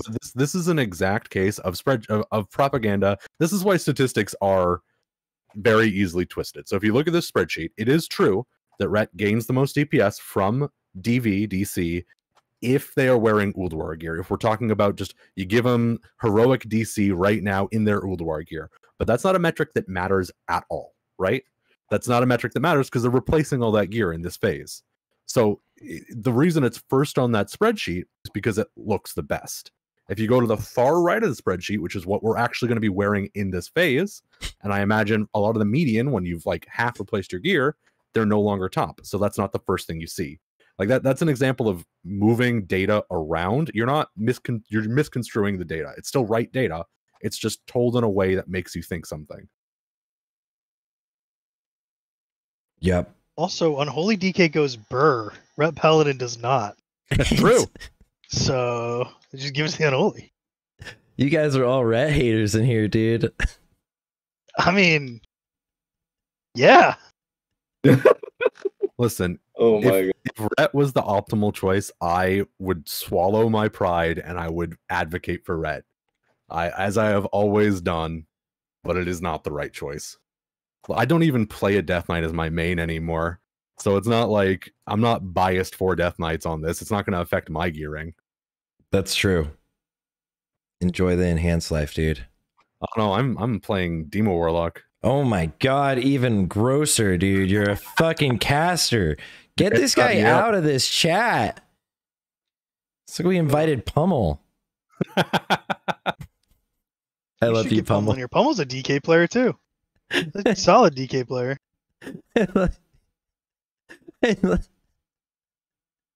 He did quit DK though when I brought my DK in as a main. Oh God. I want that on record. He ran away. Shut up. Yeah, he ran away. Yeah. But I'm curious, what other things change? I guess so. Looking at this phase, I don't know if you guys saw it this weekend. This is kind of being on blasted. I'm sorry. A tier list came out this weekend while I was out in a nightclub, and Crix literally pulled up his Discord and showed it to me while we were in this club. And so I wasn't sober when I saw this, but it had Unholy DK as B+ for this phase. What tier list was this? I'm not saying it. Was it Wowhead? No, it wasn't. I literally would have called Rockman now. I would have been like, no fucking way, dude. Because last time I instantly, remember I messaged you instantly. Yeah. It was the IV Icy Veins tier list. It said B+, and I was like, whoa.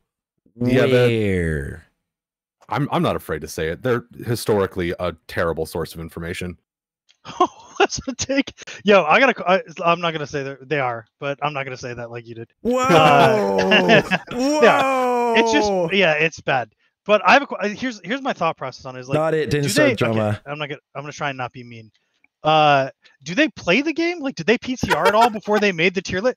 That's like a real take. Like, go into any PTR.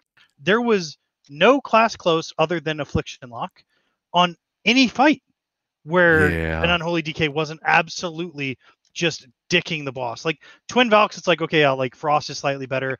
Obviously, Blood is like very strong there because the name, like the way the fight goes. Combat Rogue. Combat Rogue is great. Assassination Rogue is actually better. But like we're not talking about Nothing's like worse big than large TBC gaps. It's not like a GG. cliff. Like Unholy is so freaking strong in TOC, and it only gets stronger when it gets these items, that it's a wild take to say, I don't know, it's like a B. Like you can say maybe it's not the strongest thing ever. That's fine, like personal, whatever. I would disagree, but to say that it's a B, what's in your A and S tier?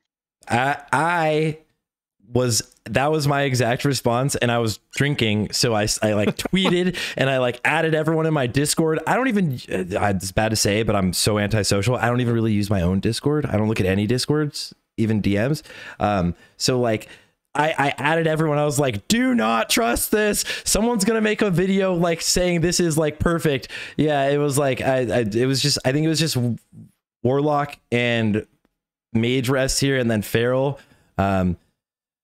So the rugs would have been happy. Yeah, it was, but I was like, no way.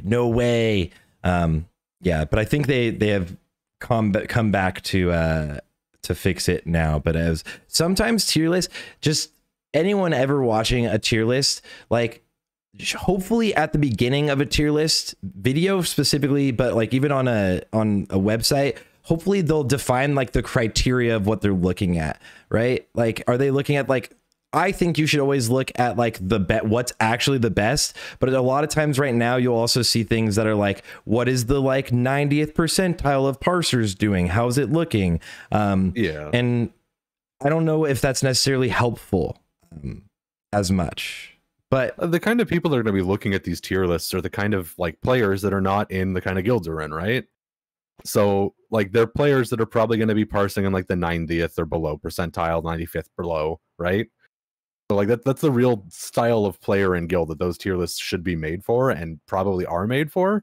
But like they just don't do any research even in that, because like Unholy is just so easy to play at a so close to optimal level that like there's no way you don't put it as S. It's literally spiking as hard as it's going to spike for the rest of the expansion right now. Yeah. We go up, we get major stonks, and then like early ICC, we're looking real cool, and then everyone starts getting all the gear because we don't really get much, and then we're like, Yep. Yeah, for the first like 3 weeks ICC, Unholy will still be the best class. It's also just because it doesn't die. It's okay, like if you're looking at tier list from a pure damage perspective, sure, but when you're talking about like its ability to like exist in the game, it doesn't die. You're unkillable. Like you can't, the class can't die. So you're always just going to do more damage than everybody else because you'll never be dead. So take that, anyone who thinks Unholy is not S tier. Yeah, I mean, I don't know. I guess I am a big Unholy shill. I think Frost is great. I think Blood is fun. But I think that you put Bone Shield on and you get more damage and you take less damage, and it's like, oh wow, what a wild, like this class is a wild concept. I vastly prefer playing Frost like as a player, but like Unholy is just so undeniably strong in every like level of play.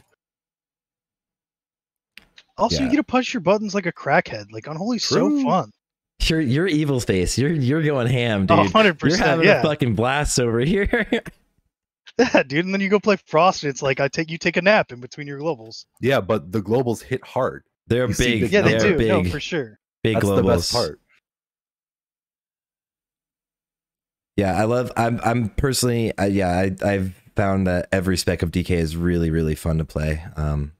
So it's a great class. It's going to feel interesting in ICC. Either play Frost or Blood, or chill out and be like, I'm a feral now. Or like,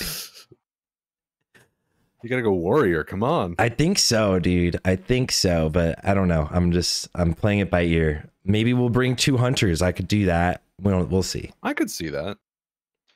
I'm going to answer something from your chat, Sarth. Yeah, of course. You do not need different gear for Evil Face. There's a lot of weird misconceptions about Evil Face. Mm-hmm. Evil Face is just, in my opinion, an easier version of regular dual wield. Yeah. It's just, you get an extra rune set. Your runes are much more like static. Like what you're pressing is much more static. Your D&D is coming off. The only issue you'll run into with Evil Face is you're far more likely to desync your runes, and if you desync your runes on Evil Face, it hurts more than on regular dual wield unholy, but on both it sucks. So just like don't desync your runes at all. Yeah. But it feels, yeah, it's easier. It feels you're doing more actions and you have less like things to stress about and you can't fuck it up as often, kind of. It feels like it's very scripted-ish, kind of. It's cool, yeah.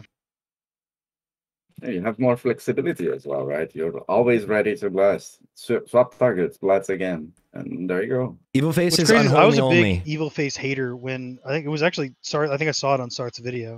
Let's go. In Nax. And I was like, there's no way. This is dumb.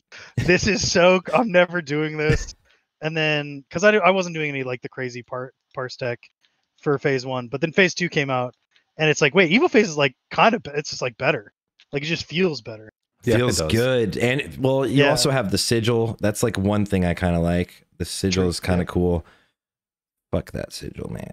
I think the only big reason, like I didn't like Evil Face at first as well, was because it was kind of being shilled so hard to these people that like have one Death Knight in their raid. Oh yeah, you can't do that. That was a major issue. Somebody's got to be the Cuck Knight. They gotta play even plague, and that just is what it is. Yep. It's like, oh, I mean, we can get AOE. We're making the Warlocks press fucking cursive elements. Yeah, no, but then you're losing disease damage. No, you always have to have one Death Knight that is the Cuck Knight. Yep. And then the other people get to be the Chad Evil Face doers.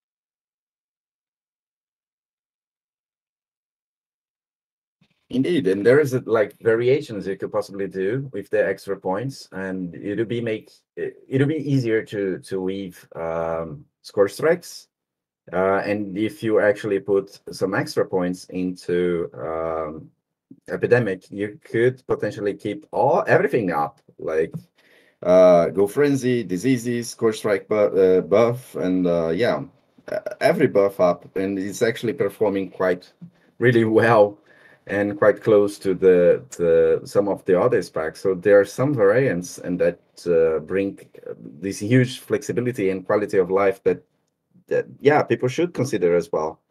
And it's amazing. Yeah, it's gonna be interesting to see it with like some of the cleave fights. Like you were saying, you're losing on a lot of the fights, but then some fights you're able to win as against your Evil Face. It'll be really interesting to see how it plays out in this phase. Some speedrun guilds are even now using some Evil Facers again in Old War, and one of the reasons you would be like all of the trash and cleave, but like realistically, trash dies so fast and you're getting all of your like diseases and everything spreading so fast with your lower rune CDs and everything. So it's cool. It's an awesome spec. I like that. Like we were saying it earlier, there's a lot of variance within the way you can play DK right now, and it's all optimal. Yeah, it's also not a large difference in damage on any of them. No one's like 10% ahead of any other spec. It's like kind of play what you have fun with. Oh, by the way, there is some new findings, at least new for me, about Unholy. Like if you are the normal Morb Unholy with Ebon Plague Brigand, you technically if you're bursting on Lust on Pool, right? So if you're summoning on Pool, then you start Unholy. If you're not, you start Blood and you stay Blood, and that's pretty much it. And if you're like having a second Gargoyle, you start Unholy, burst, swap to Blood Presence after Gargoyle flies away, and when you have time for the second Gargoyle, just stay Blood and press that Gargoyle button, and it's seeming actually better. So you don't swap and you gain a little bit of extra DPS just by not swapping and not wasting an Unholy rune and then a Blood rune back again. But again, talking about these situations where you have two Gargoyles, that's when like Evil Face goes way ahead. Like you don't actually have to swap runes, you are always ready, and you are always Unholy, right? In a Holy Presence. So your second Gargoyle actually blasts. So yeah, it jumps ahead when it comes to those fights even further. But if you think like talent-wise, Evil Face has more talent, talent distribution aimed for DPS, so it makes sense that Evil Face is slightly ahead, right? So yeah. Yeah, I haven't even looked at the Evil Face variant with Scourge Strike myself, so that's gonna be fun to delve into this week. I'm just glad these variants like came out before I finalized the Bistless stuff. That's so true, dude. Because if I had had to start like our Wowhead Bistless stuff is all done in BB code. Oh, I don't know my mic. It's all done like the Wowhead stuff is all done in BB code, and it is a nightmare to edit sometimes. So anytime I have to do any updates like posting the guide, it is a nightmare. Do they just go WordPress? Like what it is? I mean, it looks very nice once it's all done. I just don't have the brain for BB code. I wasn't built for it. Well, we all appreciate it. I wonder if anyone else has questions. That's true. That's true. But yeah, we covered pretty much everything for today and that we wanted to cover. And to be honest, I think I'll gather some data and I'll invite you guys again. It would be awesome to have another chat about all the possible variants and all the changes in rotation and all the possible, specs we could potentially theory craft around, and how gear actually changes your rotation as Frostblood and as Unholy as well. It'd be awesome to have this discussion. Can you sorry for interrupting. When you accumulate a lot of that data, could you send it over my way? I'd love to test everything and go through it with you as well after you're like putting it together. I'd love to test all of the variants. Yeah, absolutely. People are going crazy in experimenting different stuff and posting them here. But yeah, actually, there's a lot of big brains involved. They are way smarter than me. But yeah, I'll reach out to everyone and get all these packed up together. Mm-hmm. Oh, wait, Lute. Why did you? Welcome back. Sorry, I just DC'd. It's my bad. Right as someone in my chat said, Blood when? They're waiting for you. I was watching you play Blood a little bit, man. Yeah. You certainly made us look really good. Let's fucking go, dude. It was fun. We were like, we need a enhanced shaman. I was like, I'll go Blood. I was like, I'll fucking do it, dude. The guild was like, fine, let's go. I was like, let's go. At first though, I got summoned in. I forgot to switch my glyphs. I didn't even have glyphs yet. Oh, wow. Yeah, no, I saw that, yeah. It'll be fun at the end of TOC. It's gonna be fun for a couple of fights at least. Yeah, definitely. For sure. That Blood Twins with like full TOC gear will be real fun. I will enjoy playing Blood on Twins, and that is it. I don't have a taste for the spec unless there's 2 or 3 targets to hit. It's good on Jiraxis as well, and it's solid on. I feel like on Northern Beast it's just the same as the other specs pretty much. It's struggles the same ways by being a melee, but on Jiraxis is pretty good too. Mm-hmm. Just start scaling really fast, right? I mean, just going from like Nax to Ulduar, jumping gear is a lot higher, but you gain more DPS going from Ulduar to TOC, even though it's like 6 item levels. It's the armor penetration. Like, yeah, just the gear's better too. Like the relics especially. Finally get a good sigil, stuff like that. Trinket is huge. Yeah, and the set bonuses are also really good, right? Mm-hmm. Someone also asked, do you want to say, when do the Wowhead BIS lists come out? Are you allowed to say, or is it like a scheduled thing, or? They should be coming out soon. Boom. Very coy. It's the Blizzard answer. I don't know how much I'm allowed to say about when they're coming out, but they're coming out soon. That's totally fair. Good. Then I'll make my video right after. To be completely honest, with like Death Knight BIS specifically as well, if you want to get a sneak peek at it, like you can come here, but you can also come in Blight Club and you can see us actively working on them in channels, right? Everyone who does these BIS lists, it's not me doing all the simming myself. It is a community effort. Mm-hmm. Yeah, so do that, everyone. Yeah, we have the blood BIS list prepared already, pretty much. It's got the ARP cloak in it, so yeah, I ain't touching that. That's y'all can have that one. Yeah. Oh, I can't wait for the thing Warriors. Is, that cloak for PvP as well. It's just too good to pass. And it's also best for PvE, right? But it's unrealistic. But you know, big dreams. I believe in you. I believe. We'll also probably do like another list, which is a little more realistic, right? Probably slightly worse, but you know. Yeah. Well, is there any other questions? The non-officer list. The non-officer list, yeah. I was curious if there's anything else we should touch. Easy. Anything else? I think actually that's the class that's going to get Shadowmourne, right? The officer class. Absolutely, dude. First try. Yeah. Yeah, the officer spec for sure is going to get Shadowmourne. Bro, it's not getting me Shadowmourne. What the hell? Dude, step it up. You need to really step up your corrupt loot counseling. I need it for my Mists of End area Warlock transmog. Yeah. When my dude can hold it. Definitely. I love it. All right, boys. By the way, dude, someone was asking about White Wolf. White Wolf is studying for his med school. Like, yeah, sometimes he cannot attend. It's quite normal. And talking about personal life, I can only imagine like being in a pub and drinking with Sart, and then he going like absolutely crazy at people on Discord and going crazy. Dude, your girlfriend must really love you, because dude, my wife would have killed me in that moment. Well, like, wait a second. We are in club having fun, but let me just post it. Because someone is calling DKs a B tier class, and she goes, "What the hell?" That's so funny. But so, like, I would have never known until like when I get home to stream, and someone would have sent me the list, and like I would have been like, "Oh my god!" But like, Crix is always on his like Discord. You could DM him at any time, and he's looking at it, right? So like, literally, like when we were there. He like I don't even have Discord on my phone. I have to download it if something like goes wrong and I need to like communicate with someone.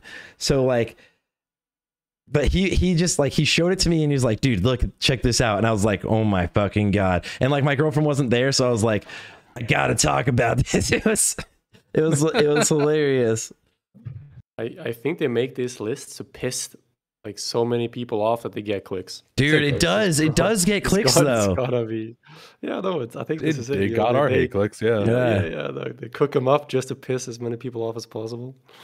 You're like, no way they could actually say that. Let me look. You know, technically they win. Exactly. Yeah, exactly. And then you feel like superior too. You're like, yeah, these guys are idiots. Like I'm so much more in my list. Baited. And you click on it, you know, and then they're just getting ad revenue. You're just the customer. You're the product. It's actually not a bad idea. It's like it's pretty smart of them. They got me, dudes. They got me. Yeah, they boomed me too. They got my click. They got my money. Or money out of me, at least. All right, boys. Is there anything else we have to touch on? I have some videos I need to make soonish. Yeah. That's pretty much it, right? Does anyone else want to say something? If not, like I would like to go ahead and thank Incan, Sarf, Deans, Dars, and Bert for being here and for being so awesome. Yeah, I really thank you for inviting me, and thank you guys, everyone, for showing up here. I've recorded this, so I'll post it in like a download thing for everyone in the Discord as well. All right, thank you. Yeah, thanks for the invite. Have a good day, guys. Thanks for having me. Yo. It's good, guys. Have a good weekend, guys. Yeah, have a great long weekend. It's a long weekend? Is it? What? It's a Memorial Day? Man, I don't have a real people fucking job. Fucking. Yeah, I work in the medical field, so I don't have days off for holidays. I never know these things. Yeah. No wonder my girlfriend's going to Vegas. What the heck? Makes so much sense now. All right, guys. Have a good one. Appreciate you all. Peace. All right, guys. There it is. You heard it today. Me in the club. Let me look. Let me hide. Where's my face? There we go.